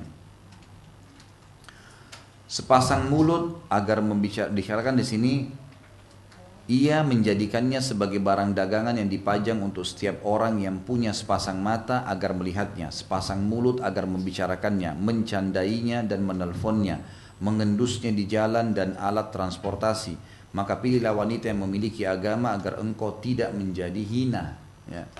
Jadi ini dibahas tentang masalah pentingnya mendahulukan wanita yang mukminah, ya, wanita yang mukminah. Baik, selanjutnya kriteria istri solehah. Tadi itu memilih calon istri. Sekarang kalau sudah jadi istri, kriteria istri yang solehah. Kita tutup dengan bahasan ini. Nanti kedepannya kita akan bahas landasan memilih suami. Tadi kan ini landasan memilih istri. Kemudian kita masuk ke kriteria istri solehah sekarang. Setelah itu akan ada bahasan landasan memilih suami. Kriteria istri solehah diantaranya ialah kata penulis, istri yang mendengarkan kata-kata suaminya dengan baik dan membantunya dalam ketaatan kepada Allah. Istri yang lemah lembut, baik, belas kasih. Ya. Sampai sini dulu ya. Lembut, baik, dan berbelas kasih. Ingat, ibu dikaruniai oleh Allah kelembutan, perasaan. Ya. Semua itu adalah senjata ibu. Laki-laki dikaruniai ketegasan. Memang dipersiapkan, ibu dipersiapkan untuk rumah, didik anak, masak, ngurus rapi-rapi, meninggal masuk surga gitu. Bapak-bapak ditugasin nagih utang, jihad, sholat berjamaah, ngantar jenazah di luar, debu, panas, memang tugasnya begitu. Kalau ibu menghadapi suami sebagaimana sifat laki-laki, misal ada ibu-ibu maunya tunjukin sama suaminya dengan kata-kata kasar, seperti laki-laki, maka pastikan suaminya akan hadapi dia seperti laki-laki. Kan gitu. Ibu jangan heran kalau suami tiba-tiba kasar karena ibu memulainya. Gitu. Tapi ibu punya senjata. Air mata, kelemah lembutan, kata-kata santun, ya, bercanda. Semua itu adalah senjata yang tidak dimiliki oleh laki-laki. Kalau itu yang digunakan, laki-lakinya akan sayang dengan dia. Karena berbeda, dia menganggap manusia mau dilindungin. Beda. Saya pernah punya teman, nikah subhanallah, 6 bulan diceraikan istrinya. Kaget. Saya tahu orang agama nih. Selalu duduk sama saya, ngobrol hampir tiap hari. Kebetulan beliau orang Mekah ya. Kemudian saya ngobrol sama dia. Akhi, syekh dia sebenarnya, tapi teman dekat saya, dosen di Ummul Qura. Saya tanya, kenapa antum ceraikan istri? Dia cerita, saya ceraikan istri saya. Kenapa antum ceraikan? Ada apa kok diceraikan? Ya akhi, ente orang agama. Saya nasihatin dia lebih dulu kan. Setelah itu langsung dia bilang sama saya, ente nggak kenal, ente nggak tahu ya Khalid. Ente ini tidak ngerti. Saya ceritain, dia bilang. Karena kamu sudah bertanya, saya ceritain. Ini perempuan, tidak ada bedanya sama dengan teman saya di kantor. Persis, laki-laki, gitu kan. Kalau saya pulang kantor, pulang ngajar dari kampus, di depan pintu, begitu buka pintu, yang paling pertama tangannya di pinggang lalu bertanya, kenapa kau telat? Gak ada sambutan, senyum yang betina perempuan. Gak ada perempuannya senyumnya, dandanannya, gak ada. Wanginya gak ada. Tangan di pinggang, kenapa kau telat? Saya seperti anak kecil. Oke lah, saya bersabar bulan pertama, bulan kedua, bulan ketiga. Saya nasihatin baik-baik sama. Belum cukup di situ, dia bilang, saya masuk ke rumah, tas saya tidak diambilin, saya buka sepatu sendiri, saya duduk di ruang tamu, baru buka sepatu, saya tanya, ada makanan enggak? Itu ada di meja makan, silakan. Makan sendiri di meja makan, gitu kan? Enggak ditemanin duduk makan, disendokin, enggak ada. Jadi tidak ada sesuatu yang dia bisa menyentuh suami untuk sayang sama dia, enggak ada. Lebih parah lagi dia bilang, saya kalau malam lagi ngetik tugas, mau ngajar besok, ngetik tugas di komputer, dia datang, tangannya sama, selalu di pinggang, ayo tidur sudah malam. Ini dia bilang, saya nikah sama polisi atau perempuan. Memang begitu polanya, gitu kan. Saya nasihatin gak mau dengar, memang jawabannya, saya sudah begini, terserah mau terima atau enggak. Ya sudah dicerain. Gitu kan. Padahal orang ini sangat luar biasa, saya tahu orangnya Masya Allah imannya baik. Dan dia santun, dia nasihatin dengan baik, tidak mau dengar. Jadi hati-hati. Di sini banyak orang salah guna. Sama laki-laki kalau kita balik ya. Laki-laki antum diberikan ketegasan. Suaranya memang lebih lantang untuk memimpin. Jangan antum tiba-tiba ubah menjadi seperti perempuan. Enggak ada nilai depan istri nanti. Hah? Tiba-tiba berubah mulai ke... Hah? Saya nggak sebut. Pasti nggak dihormatin sama suaminya. Cuma perempuan suka laki-laki yang tegas, yang jantan, gitu kan. Ini kalau pulang ke rumah terus berubah semua, ini hati-hati. Ya. Ini tidak baik, semuanya begitu. Harus sesuai dengan karakternya. Perempuan suka alaminya dengan laki-laki yang pembela, melindungi, gitu kan. Tapi bukan kasar ya. Beda tegas dengan keras. Keras haram, nggak boleh. Tegas halal. Tegas itu gini, Saya nggak mau kau gini, saya mau kau begini, saya mau kau ikut. Itu lain, tegas. Tapi kasar itu mulutnya kasar, matanya tajam, tangannya melayang. Ini nggak boleh dalam Islam, haram, nggak boleh dalam Islam, gitu kan? Jadi harus difahamin ya, letakkan masing-masing dengan karakternya. Dikatakan istri yang mendengarkan kata-kata suaminya dengan baik dan membantunya dalam ketaatan kepada Allah. Istri yang lemah lembut, baik dan belas kasih. Kemudian zuhud. Zuhud ini, Bapak Ibu sekalian, terutama ibu-ibu karena kita bahas masalah perempuan. Zuhud adalah mendahulukan akhirat dari dunia. Karena ada banyak definisi zuhud disebarkan di masyarakat kita salah. Meninggalkan dunia untuk akhirat. Ini salah nih, definisi yang kedua salah ya. Jadi orang banyak memahami zuhud, makannya roti kering, bajunya baju tua, rumahnya harus gubuk, sendalnya compang-camping gak masalah, penampilannya kumuh biarin. Ini salah ini. Ini bukan zuhud, salah. Zuhud itu mendahulukan akhirat dari dunia, bukan meninggalkan dunia ya. Mendahulukan akhirat. Ini sama dengan Al-Qasas ayat 88. Allah berfirman, a'udzubillahi minasyaitonir rajim, wabtaghi fima ataqallahu daral akhirah wa la tansa nasibaka minad dunya. Kejarlah apa yang Allah janjikan di akhirat sana. Dahulukan akhirat dan jangan lupakan bagianmu dari dunia.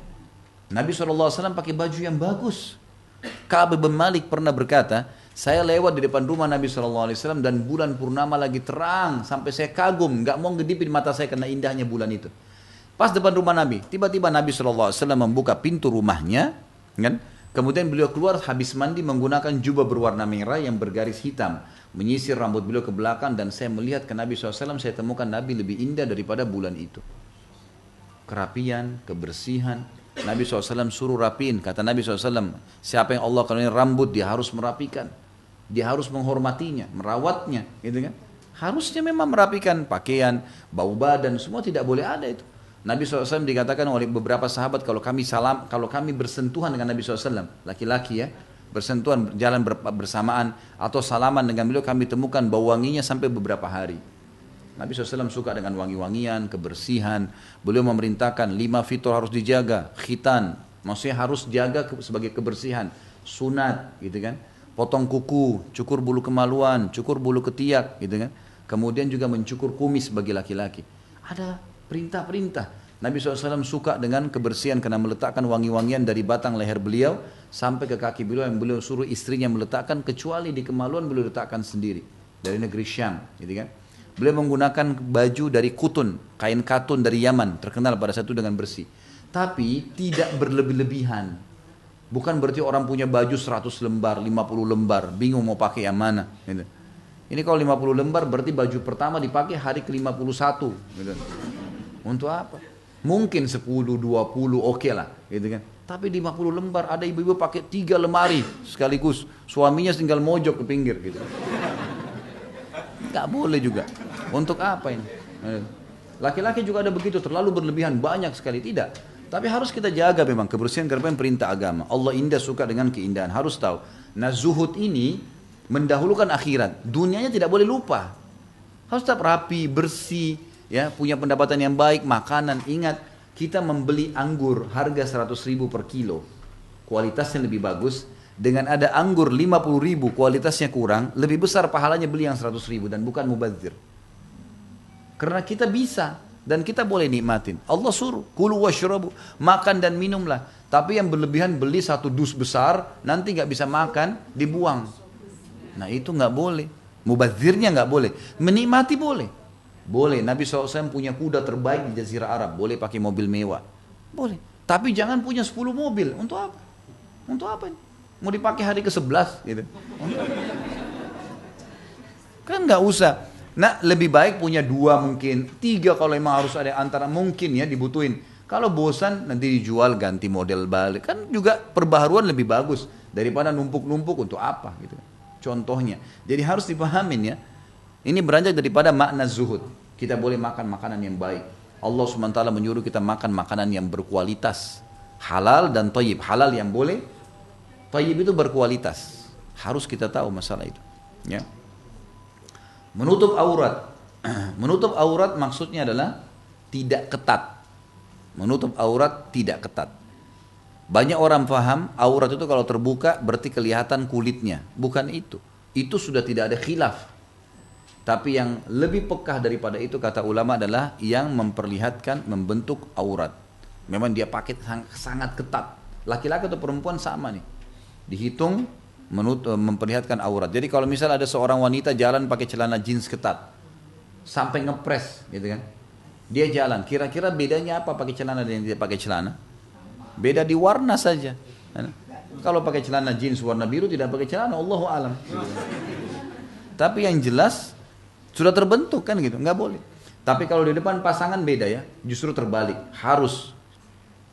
Di depan pasangan harus pakai sesuatu yang bisa membuat pasangan kita tertarik untuk berdekatan dan bercumbuan, karena itu memang perintah agama. Kemudian ridha. Ridha itu menerima, suka menerima, pemberian, terima kasih, syukur, gitu kan. Ingat, suami sangat tahu, sangat selalu menilai kalau istrinya berterima kasih. Itu penting sekali. Ibu-ibu biasakan berterima kasih, itu penting bagi laki-laki, gitu kan. Mungkin bagi ibu, misalnya ibu masak nih, kemudian suaminya nggak sempat bilang terima kasih ya sudah masak, ibu nggak apa-apa kan? Kalau suami nggak begitu ya, kalau dia bawain makanan ke rumah, nih, ibu nggak bilang terima kasih, besok ditagih sama dia. Tuh makanan kemarin saya sudah bawain, enak nggak? Nah, ditanya sama dia. Sebenarnya tujuannya cuma bilang, oh iya terima kasih ya, udah cukup tuh, dibawain lagi nanti. Ya. Jadi memang begitu, ada istilah ridho sebenarnya, tapi difahamin untuk masing-masing sifat. Tenang dalam menghadapi masalah, tidak emosional. Emosi tidak akan menyelesaikan masalah. Tidak usah pakai emosi-emosian, gitu kan. Ada masalah yang benar memaafkan, yang salah minta maaf, clearkan. Dan ingat, dalam menghadapi masalah jangan buka pintu syaitan dengan cara tidak menginapkan masalah. Tidak boleh nginap. Hari ini masalah, hari ini clearkan. Yang salah minta maaf, yang benar maafin. Mulai langsung lembaran baru. Kalau tidak, pastikan membusuk. Besok dibiarin, seminggu, sebulan, cerai itu nanti. Masalahnya berat, syaitan akan bumbu-bumbuhin terus. Kemudian suci, menjaga kehormatan, tidak sembarangan bersentuhan dengan yang dilarang dalam agama. Dan menjaga kesucian diri. Suci maksudnya adalah kemaluan, tidak sembarangan selingkuh. Kemudian menjaga kesucian diri, maksudnya jiwanya. Ya. Ini kalau bahasa agama kita tazkiyatun nafs, suci jiwanya. Ya. Jadi dia tahu bagaimana menjaga hubungannya dengan Allah Subhanahu Wa Taala, suci. Ya. Saya kasih contoh begini. Ini contoh lain, bukan dalam masalah rumah tangga ya. Muhammad bin Sirin, salah satu ulama tabi'in. Beliau punya kios di pasar. Karena beliau ada di pasar dan beliau ulama besar, muridnya Abdullah bin Umar, Abdullah bin Abbas, ini ulama besar, maka orang-orang banyak sewa tempat di situ. Karena adanya Ibnu Sirin ini.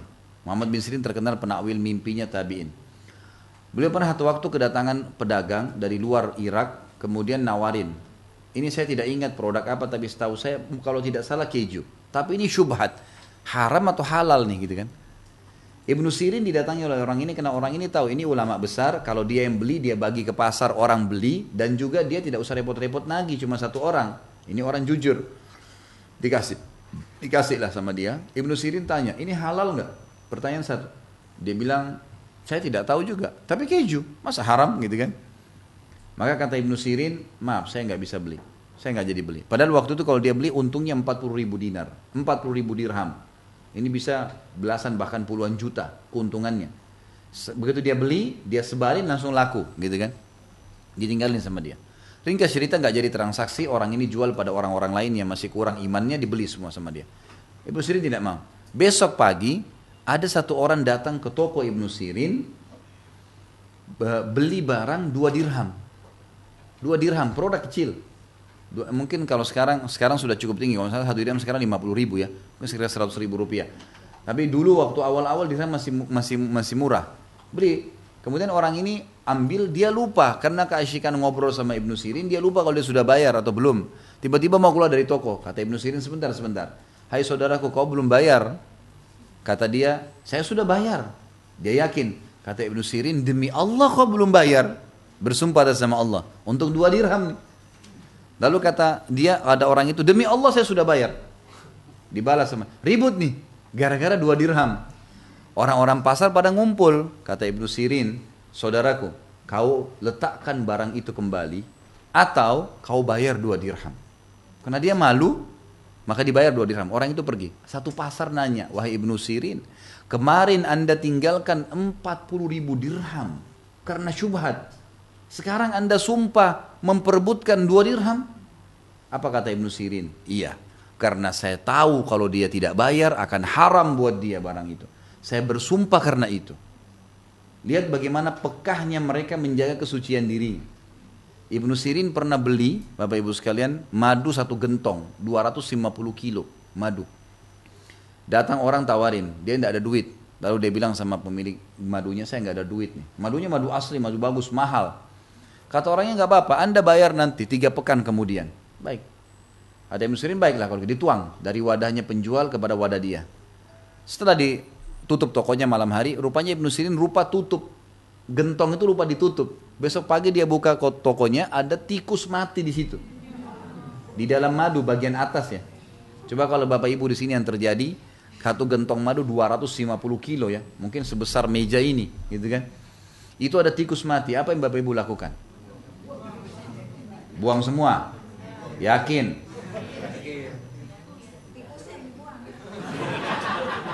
Itu yang jujur tuh.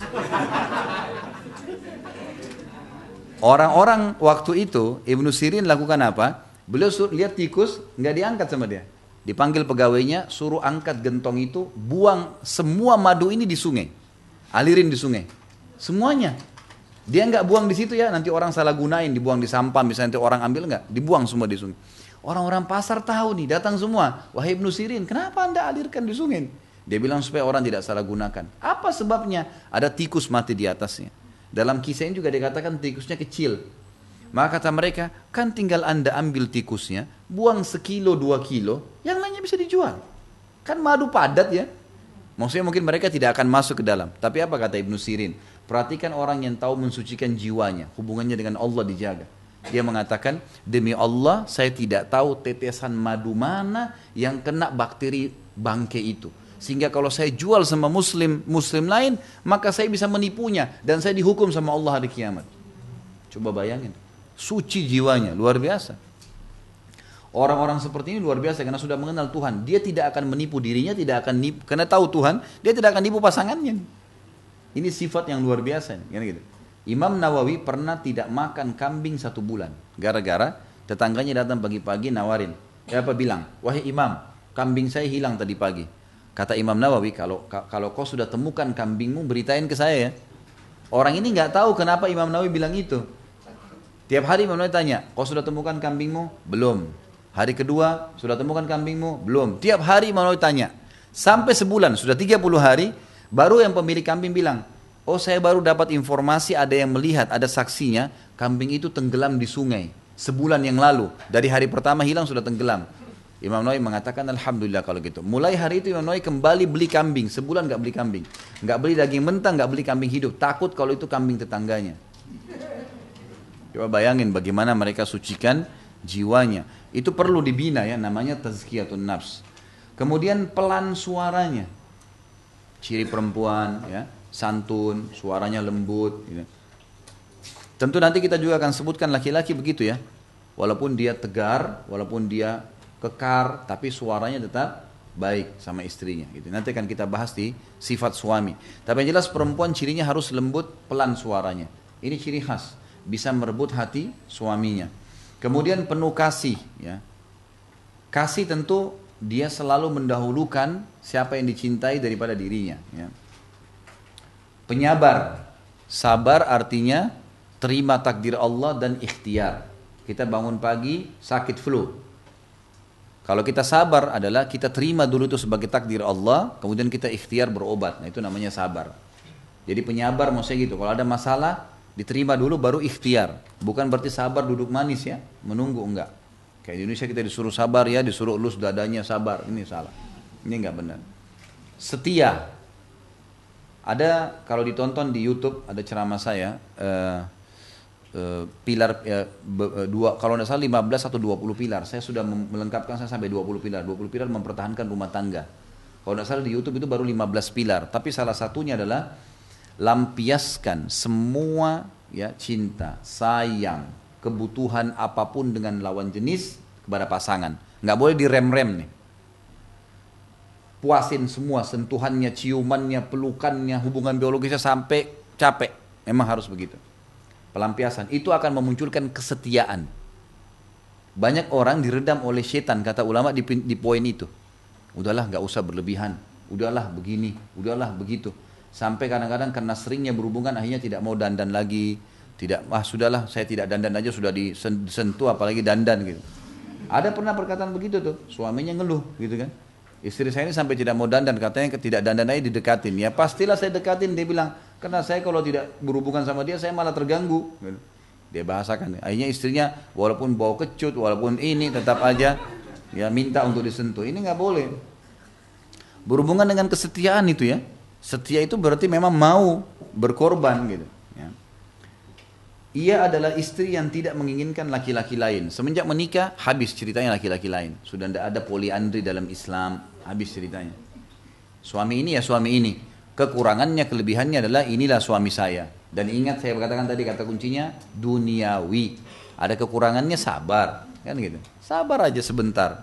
Saya bilang sama istri saya, pada saat dia berpikir untuk melakukan satu kegiatan-kegiatan ekstra tambahan, saya bilang, sebentar.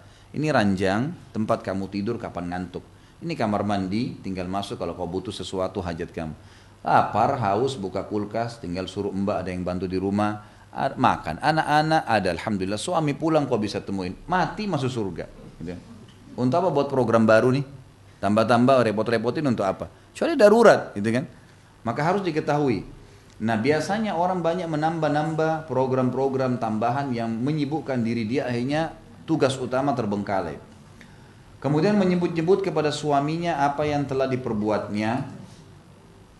Di sini ya dikatakan di sini ia istri yang tidak. Jadi mulai dari kata-kata, kalau yang pegang buku dikasih garis, ia tidak menginginkan laki-laki lain. Artinya kalau dia sampai bernyebut laki-laki lain atau menginginkan, ini sudah melanggar. Kemudian dia juga tidak menyebut-nyebut kepada suaminya ya, apa yang telah dia perbuat, apa yang telah diperbuatnya ya. Dia perbuat ataupun suaminya buat. Jadi misal dia sudah buat apa saja, jangan usah terlalu banyak disampaikan kepada suami. Allah tahu kok. Kalau darurat sampaikan oke. Ya, jadi nggak perlu sampai berlebihan. Banyak mengeluh, ini juga harus diredam. Ya, nggak usah terlalu banyak mengeluh, karena keluhan itu akan hanya menambah masalah. Apalagi pada saat suami capek, pulang, butuh untuk ditemenin dan seterusnya. Suka memukul. Ya. Ini mungkin ada sebagian perempuan yang begini ya. Sebab saya temukan ada seorang ikhwah mengeluh. Saya tiba-tiba waktu masuk di Condet, dia telepon saya, Ustadz darurat saya mau ketemu Ustadz. Kenapa ini? Pas saya lagi pulang pengajian, memang pas ada waktu itu. Baiklah kita mampir di pinggir jalan, kemudian mampir di sebuah rumah makan, sebentar duduk ngobrol. Dia bilang, ana ceraikan istri ana Ustadz. Loh, kenapa diceraikan? Apa masalahnya? Dia bilang, masa kalau saya mau keluar kerja selalu diikuti dengan kecurigaan. Kalau ana mau bekerja diikuti dengan kecurigaan. Selalu curiga. Seakan-akan saya ini sudah tidak beriman sama Allah. Padahal tidak ada apa-apa sama sekali. Kecemburuan buta. Plus lagi, kalau ada sesuatu yang dia inginkan dan saya tidak penuhi, maka pintu ditahan. Dan harus dipenuhi, kalau enggak berantem. Pukul-pukul saya, akhirnya dorong-dorongan, dan saya kena emosi, saya juga mendorong dia. Ini selalu terjadi, sudah saya ingatkan. Jangan pancing emosi saya sebagai laki-laki, berbahaya. Tidak mau dengar. Akhirnya terjadi pukul-pukulan dan pisah gara-gara itu. Dipulangkan. Setelah diantar pulang ke orang tuanya, baru nyesal. Gitu ya. Baru minta-minta kembali. Ini tidak boleh sebenarnya. Jangan sampai menggunakan pukulan. Karena kalau ibu sudah mulai mukul, suami lebih kuat. Nggak boleh. Dia lebih keras pukulannya nanti. Tapi kalau dirangkul, ya pukulan mendatangkan pukulan. Rangkulan mendatangkan, alhamdulillah. Rangkulan juga. Pasti. Kan gitu. Kemudian gemar bersolek. Ini, ya. Dalam arti kata di sini yang dia maksud berdandan buat suami ya, itu boleh. Tapi bersolek selain suami, selain mahram tidak boleh. Di mahram pun ada batas. Mahram pun ada batas. Ayah, saudara, paman, keponakan, semua mahram, tidak boleh nikah. Tapi ada batas ya. Yang mereka boleh lihat leher ke atas, siku ke bawah, lutut ke bawah.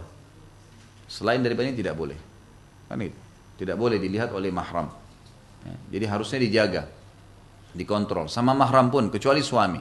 Suami berbeda, semuanya tidak masalah. Kemudian ada juga di sini sifat-sifat yang tidak baik adalah penipu. Ada perempuan yang begitu ya, memang bawaan dia. Dan ini pelanggaran agama, pendusta. Dan ini sudah pernah juga saya jelaskan, jangan pernah membuka pintu dusta karena dusta itu berbahaya sekali. Ya. Pernah ditanya kepada Nabi SAW, apakah orang mukmin itu bisa penakut? Ya, bisa saja dia takut, kata Nabi SAW, iya. Apakah orang mukmin bisa pelit, masih perhitungan? Kata Nabi SAW, iya. Lalu kata sahabat tersebut, apakah orang mukmin berdusta? Kata Nabi SAW, tidak. Tidak akan pernah ada dusta dalam kehidupan. Menginginkan segala yang dilihatnya, ini juga tidak boleh ya. Yang tidak boleh ini. Jadi setiap apa yang dilihat, tidak semuanya harus dibeli, ibu-ibu sekalian. Pernah ada orang jalan beli daging, ya, dia beli daging. Tapi di sini bukan masalah dagingnya ya, dia belanja. Umar bin Khattab berpapasan sama dia lalu ditanya, kamu dari mana? Dia bilang saya dari pasar. Beli apa? Dia bilang beli daging. Kenapa kau beli daging? Dia bilang karena saya lagi kepengen, kata orang itu ya. Lalu kata Umar, apakah setiap yang kau kepengen kau harus beli? Sebenarnya bukan masalah dagingnya ya, tapi yang kita ambil kata hikmahnya. Artinya bukan semua yang kita inginkan semua harus dibeli. Sekarang kalau kita baru beli mobil tahun 2015, teman kita pakai 2016, pengen beli, harus beli? Kan tidak harus, gitu kan? Tidak harus semuanya yang kita lihat kita beli. Kemudian berkata-kata yang dibuat-buat, ya, sama saja dengan dusta sebenarnya. Ya. Ini sebaiknya dihindari. Gemar bermain, banyak tertawa, ya. Kemudian ini semua sifat-sifat yang tidak dianjurkan, ya, tidak boleh ada. Artinya boleh bercanda, boleh tertawa, tapi jangan sampai hal-hal yang berlebihan. Ya. Ibu-ibu harus tahu kalau perempuan tertawa terbahak-bahak berlebihan itu laki-laki nggak suka. Emang dia nggak suka sebenarnya. Tapi mungkin dia tidak bahasakan ya. Karena suami beda dengan ibu. Ibu kalau menilai mungkin menilai secara langsung. Kalau laki-laki tidak, mungkin secara tidak langsung dia menilai. Pada saat dia memberikan sesuatu, ibu pakai, itu dia sudah menilai, walaupun dia tidak ucapkan. Kalau ibu mungkin menilai dengan ucapan, kalau dia tidak, laki-laki berbeda. Maka harus hati-hati. Boleh tertawa, gitu kan, tapi pada saat hal-hal tertentu. Ya. Kemudian juga dikatakan pasrah. Sebenarnya terjemahnya bukan pasrah di sini ya. Artinya orang yang tidak punya prinsip. Bahasa langsungnya begitu, tidak punya prinsip. Jadi kalau temannya datang, kenapa kau pakai gorden warna coklat? Mustinya yang bagus hijau, diubah hijau sama dia. Sebentar sore temannya lagi datang, mustinya warna biru, ubah biru. Akhirnya ganggu suaminya, ini lebih bagus begini, lebih bagus begini. Ini orang tidak pernah punya prinsip. Rumah tangganya akan kacau terus nih. Sampai piringnya diganti tiap hari 5 kali, gelasnya, baju, segala macam karena perkataan orang. Ini nggak boleh. Kemudian juga malas. Ini disebutkan oleh beliau semua ya. Jangan sampai malas, karena malas sebuah sifat yang dilarang dalam agama kita. Laki-laki, perempuan semua tidak boleh. Tapi perempuan terutama. Suami sangat menilai. Kalau dia ucapin sesuatu, tolong saya mau minta minum. Gitu kan? Kemudian, ayah nanti sebentar. Malas-malasan misalnya. Itu penilaiannya lain tuh, tidak baik. Tapi kalau ibu segera bergerak, maka itu akan ada penilaian plus. Ya, seperti itulah. Suka melakukan kesalahan. Jadi kalau sudah diingatkan satu kali, ibu sekalian, jangan ulangin, udah. Kita nanti akan bicara juga suami ya, sama. Suami jangan merasa terhina kalau istrinya ingatkan. Tapi nanti akan kita ajarkan metode penyampaiannya, ya, seperti tidak boleh langsung menghardik tadi saya bahasakan. Kemudian melakukan suatu aib, ya sudah jelas-jelas itu tidak boleh, tapi dia sengaja lakukan dan dia sudah tahu akan ada masalah. Fanatisme golongan, ya. Karena misalnya dia berbeda suku sama suaminya, lalu kemudian dia membangga-banggakan sukunya di depan suaminya. Ingat, suku, bahasa, itu fisik, semua itu Allah ciptakan seperti beragamnya makanan dan minuman. Bukan untuk disombong-sombongkan. Pisang begini bentuknya, begini warnanya, begitu rasanya. Anggur begini, apel begitu. Ini untuk variasi kehidupan. Begitu juga dengan manusia. Ya. Jadi harus difahamin, adanya suku, adanya bahasa, ini bukan untuk fanatisme, tapi untuk menunjukkan kemahabesarannya Allah Subhanahu wa taala. Banyak menghayal. Nah, ini suka berangan-angan, ya. saya mau begini, saya mau begitu. Suaminya bilang, insya Allah nanti akhir bulan saya dapat THR nih. Wah, dia yang buat program, baju yang satu 500 ribu, yang ini beli, ganti kompor gas, ganti ini, ganti macam-macam. Suaminya belum apa-apa nih, gitu. Belum terima, gitu kan. Begitu terima akhir bulan, mana ini sudah ada nih lembarannya, nih. Ini mengkhayal, tidak usah mengkhayal apa-apa. Ada dikasih, alhamdulillah. Tidak ada, ya, tidak ada sesuatu yang anda bawa. Ada nggak ibu-ibu bawa ke kuburan nih? Nggak ada. Semua ditinggal, tas merek, mobil merek, semua tidak ada. Dijadikan warisan, tidak ada yang dibawa pulang. Lalu apa yang mau dikejar? Suka menentang atau asal bicara. Ini juga termasuk sifat, ya. Kalau suami ngomong, dengarin aja dulu. Kalau memang ada hal-hal yang tidak, yang butuh diperbaikin, baru diperbaikin, baru diberikan masukan. Tidak suka berpura-pura sakit. Ini biasanya begitu. Ada perempuan supaya dapat perhatian suami, pura-pura sakit, gitu kan. Berbicara yang dibuat-buat, ini sudah kita sebutkan tadi, melalaikan perhiasan dirinya, tidak mau lagi berhias. Kemudian dikatakan atau mengabdikan diri dan kecantikannya, tidak mau melakukan itu semua. Namun tidak ada salahnya seorang menawarkan putrinya atau saudara perempuannya kepada laki-laki yang dipandangnya soleh.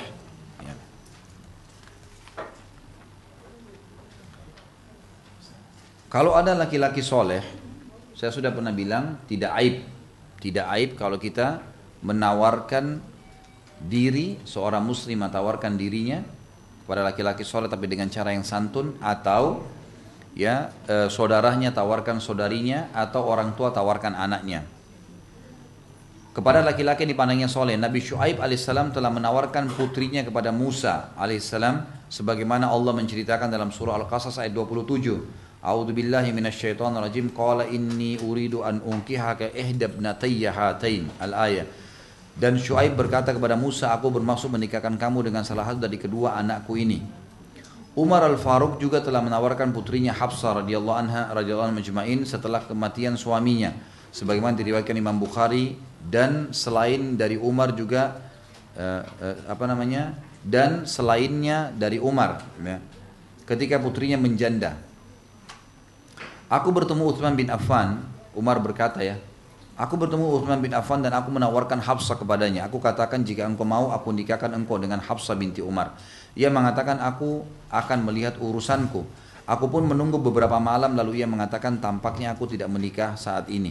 Maksudnya, waktu Hafsah meninggal suaminya, Umar bin Khattab mencari suami yang soleh buat istrinya. Caranya adalah dicarilah suami-suami yang paling pantas. Ini cari itu Utsman bin Affan. Sahabat yang memang ada hadis Nabi mengatakan, nikahkanlah anak-anak perempuan kalian dengan Utsman, karena aku menikahkan dia dengan kedua anak perempuanku karena wahyu dari langit. Kemudian dikatakan, jika engkau lalu ternyata berapa malam Utsman mengatakan, aku tidak ingin nikah sekarang. Umar berkata, aku pun bertemu dengan Abu Bakar dan aku katakan, jika engkau mau, aku nikahkan engkau dengan Hafsah binti Umar. Abu Bakar diam dan tidak memberikan jawaban apapun kepadaku, kata Umar. Aku pun lebih sedih dan kesal padanya daripada terhadap Utsman. Aku pun menunggu beberapa malam, kemudian Rasulullah SAW meminangnya.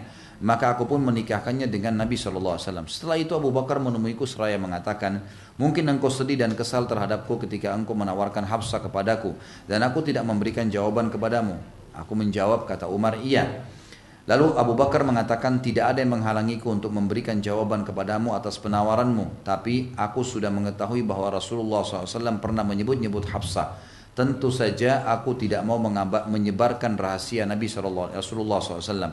Seandainya Rasulullah SAW tidak menyebut-nyebutnya, niscaya aku akan menerima tawaran tersebut. Hadis ini riwayat Bukhari. Yang dimaksud adalah boleh kita menawarkan anak kita atau ya saudari kita kepada orang soleh. Lalu perkara ini terus berlangsung sejak masa Nabi SAW, lalu para sahabat, hingga perkara tersebut diserahkan kepada tabi'in dan tabi'in. Kitab-kitab sirah meriwayatkan dari Abdullah bin Wada'a, ia mengatakan, aku biasa bersama dengan Sa'id bin Musayyib. Lalu ia kehilangan diriku setelah beberapa hari. Ya. Sa'id bin Musayyib ini salah satu ulama tabi'in, ya. Waktu ada muridnya ini bernama Abdullah bin Wada'ah. Abdullah bin Wada'ah ini kebetulan murid utamanya Sa'id bin Musayyib. Orangnya miskin. Satu hari dia tidak hadir di majlis beberapa hari. Lalu ketika dia datang, kata Sa'id bin Musayyib, kamu kemana saja? Ya, di mana kamu? Maka Abdullah berkata, istriku meninggal dan aku sibuk mengurusnya. Ternyata muridnya ini meninggal istrinya. Lalu ia berkata, mengapa engkau tidak mengabarkan kepada kami sehingga kami menghadirinya? Si guru berkata kepada muridnya, Sa'id bin Musayyib berkata kepada Abdullah bin Wada'ah, kenapa kau tidak cerita kalau istrimu mati? Mungkin kami bisa menghadirinya. Kemudian Abdullah pun diam. Lalu dia bilang, ketika aku hendak beranjak, maka ia mengatakan, apakah engkau ingin menikah? Kau ingin menikah lagi enggak? Istrimu meninggal sekarang. Kata Abdullah, semoga Allah merahmatimu. Siapa yang akan menikahkan aku dengan putrinya? Sedangkan aku tidak punya kecuali 2 atau 3 dirham. Maka Sa'id bin Musayyib berkata, aku. Lalu Abdullah bertanya, engkau akan melakukannya? Kata Sa'id, iya. Setelah memuji Allah dan bersalawat pada Nabi, ia menikahkan aku dengan putrinya dengan mahar 2 dirham atau 3 dirham. Aku pun berdiri tanpa ragu, tanpa tahu apa yang harus aku lakukan, karena kegembiraan yang luar biasa. Aku pun kembali ke rumahku dan mulai berpikir, dari siapa aku akan mengambil atau dari siapa yang akan aku utang untuk memberikan makan Sa'id bin Musayyib. Jadi Sa'id bin Musayyib ini begini. Dia bilang sama muridnya, kenapa kau tidak menikah? Kamu mau nikah lagi? Kenapa kau tidak hadir berapa hari? Dia bilang, istri saya meninggal, saya urus. Setelah itu ditanya sama Sa'id bin Musayyib, apa kau mau menikah lagi? Dia bilang, iya. Dia bilang pertama, siapa yang mau menikahkan saya sementara saya tidak punya kecuali 2 atau 3 dirham? Kata Sa'id, saya akan nikahkan kamu. Kata muridnya Abdullah, apa anda menikahkan saya? Sa'id bin Musayyib seorang ulama besar, kaya raya, dan istrinya ini, anaknya ini terkenal sangat baik, hafal Quran, hafal ribuan hadis dan sangat cantik. Lalu kata Sa'id bin Musayyib, iya saya nikahkan. Lalu dia baca salawat, dia baca tahmid, baca salawat, dipegang tangan muridnya, kan dia walinya ya. Didatangkan 2 saksi, dinikahkan pada saat itu. Anaknya rupanya, anak perempuannya sudah memang menyerahkan kepada ayahnya. Ayah, siapapun yang kau mau nikahkan saya silahkan. Dinikahkan pada saat itu. Kata Abdullah, saya pun pulang ke rumah, bingung. Ini saya sudah dinikahkan atau enggak nih? Gitu. Tapi sudah kalimat akad gitu kan. Dari mana saya harus mengambil uang? Dia bilang pada saat itu, saya pulang ke rumah, aku pun sholat maghrib. Ya, setelah sholat maghrib pulang ke rumah. Setelah itu kembali ke rumah. Aku lapar karena berpuasa. Waktu itu dia lagi hari puasa, hari Senin. Lalu aku mengambil makan malamku dan berbuka. Makanan itu berupa roti dan minyak. Karena miskinnya nggak ada, roti dicelupin di minyak. Ya. Tiba-tiba pintu terketuk, maka aku bertanya, siapa kira-kira yang datang nih? Tidak biasanya orang datang mengunjungi dia di waktu maghrib. Lalu aku bertanya, siapa itu? Tiba-tiba terdengar suara Sa'id. Ya. Orang itu mengatakan Sa'id, maksudnya gurunya. Tapi dia bilang, aku berpikir setiap orang yang bernama Sa'id kecuali Sa'id bin Musayyib. Aku nggak nyangka kalau guruku yang datang nih. Hal itu mengingat bahwa ia tidak terlihat selama 40 tahun melainkan antara rumahnya dan masjid. Sa'id bin Musayyib ini tidak pernah kunjungin orang, buang-buang waktu. Rumah, masjid, 40 tahun. Orang butuh hajat ketemu dia. Gitu. Aku pun keluar menuju kepadanya, ternyata ia adalah Sa'id bin Musayyib depan pintu. Aku menyangka bahwa ia telah berubah pikiran. Mungkin dia mau pisahkan sama anaknya tadi, sudah akad nikah. Ternyata, ya, ia berkata, aku pun berkata, wahai Abu Muhammad, Sa'id bin Musayyib dijulukannya Abu Muhammad, mengapa engkau tidak mengutus orang lain saja kepadaku agar aku datang kepadamu? Kenapa kau tidak bilang saja suruh orang datang, saya yang datangin, kenapa kau harus datang ke rumah saya? Kata Sa'id, tidak, engkau lebih berhak aku datangi sekarang. Aku katakan, apa yang engkau perintahkan? Ada sesuatu yang kau inginkan, aku bantu. Ia menjawab, sesungguhnya engkau laki-laki yang membujang, lalu engkau telah menikah sekarang dengan anakku. Aku tidak suka bila engkau bermalam sendirian. Ini adalah istrimu. Ternyata di belakangnya Sa'id ada anak perempuannya, gitu kan? Ternyata ia berdiri di belakang tubuhnya yang tinggi, ya. Si Sa'id bin Musayyib orang tinggi. Anaknya di belakang, gitu kan, anak perempuannya, tertutup dengan tubuhnya. Lalu ia menyerahkan dan mendorongnya ke pintu. Maksudnya mempersilahkan istrinya, anaknya untuk masuk. Masuklah anakku, ini rumah suamimu, gitu kan. Seperti itu. Kemudian aku membawanya masuk. Karena ini si Abdullah nggak percaya. Tapi ayahnya ini saya sudah kasih anaknya pergi, gitu kan. Dia bilang, saya pun membawanya masuk, ternyata ia adalah seorang wanita yang paling cantik, paling hafal kitabullah, ya, paling tahu tentang sunnah Rasulullah dan paling tahu tentang hak suaminya. Tidak ada salah. Jadi di sini maksudnya kisah ini, kata Abdullah, saya pun pada saat itu bingung, mau harus buat apa nih? Lihat orang ini dibuka cadarnya, wanita paling cantik. Dia terkenal memang wanita yang hafal Quran, hafal ribuan hadis. Saya bingung mau diapain nih? Lalu saya ke rumah ibu saya. Saya katakan, hai ibuku, dibilang sama keluarganya, saya baru menikah. Kata ibunya, siapa yang mau nikahkan kau? Istrimu baru meninggal tadi, gitu kan? Baru meninggal tadi istrinya, baru dikubur, hari itu sudah dinikahkan. Dia bilang Sa'id ibn Musayyib. Sa'id ibn Musayyib ini Bapak Ibu sekalian perlu diketahui, anak dia perempuan ini dilamar oleh calon khalifah dan dia tolak, dia nggak mau, gitu kan? Ada khalifah, calon khalifah, kandidat khalifah, begitu ayahnya mati dia jadi khalifah, itu lamar nggak diterima sama dia, nggak diterima. Lalu kata mereka, anaknya Sa'id ibn Musayyib itu dilamar oleh kandidat khalifah dan dia tolak, kau mau diterima gimana? Dia bilang demi Allah saya dinikahkan, gitu kan? Dan anak itu sekarang ada di rumah saya, gitu. Kata ibunya, wajahmu saya haramkan dari wajah saya sampai saya melihat orang itu. Maksud ini biasa orang-orang Arab membahasakan itu ya. Artinya saya tidak akan lihat kau sampai saya buktikan. Gitu. Betul-betul ibunya datang dilihat benarnya anaknya saya Imam Musayyib deh.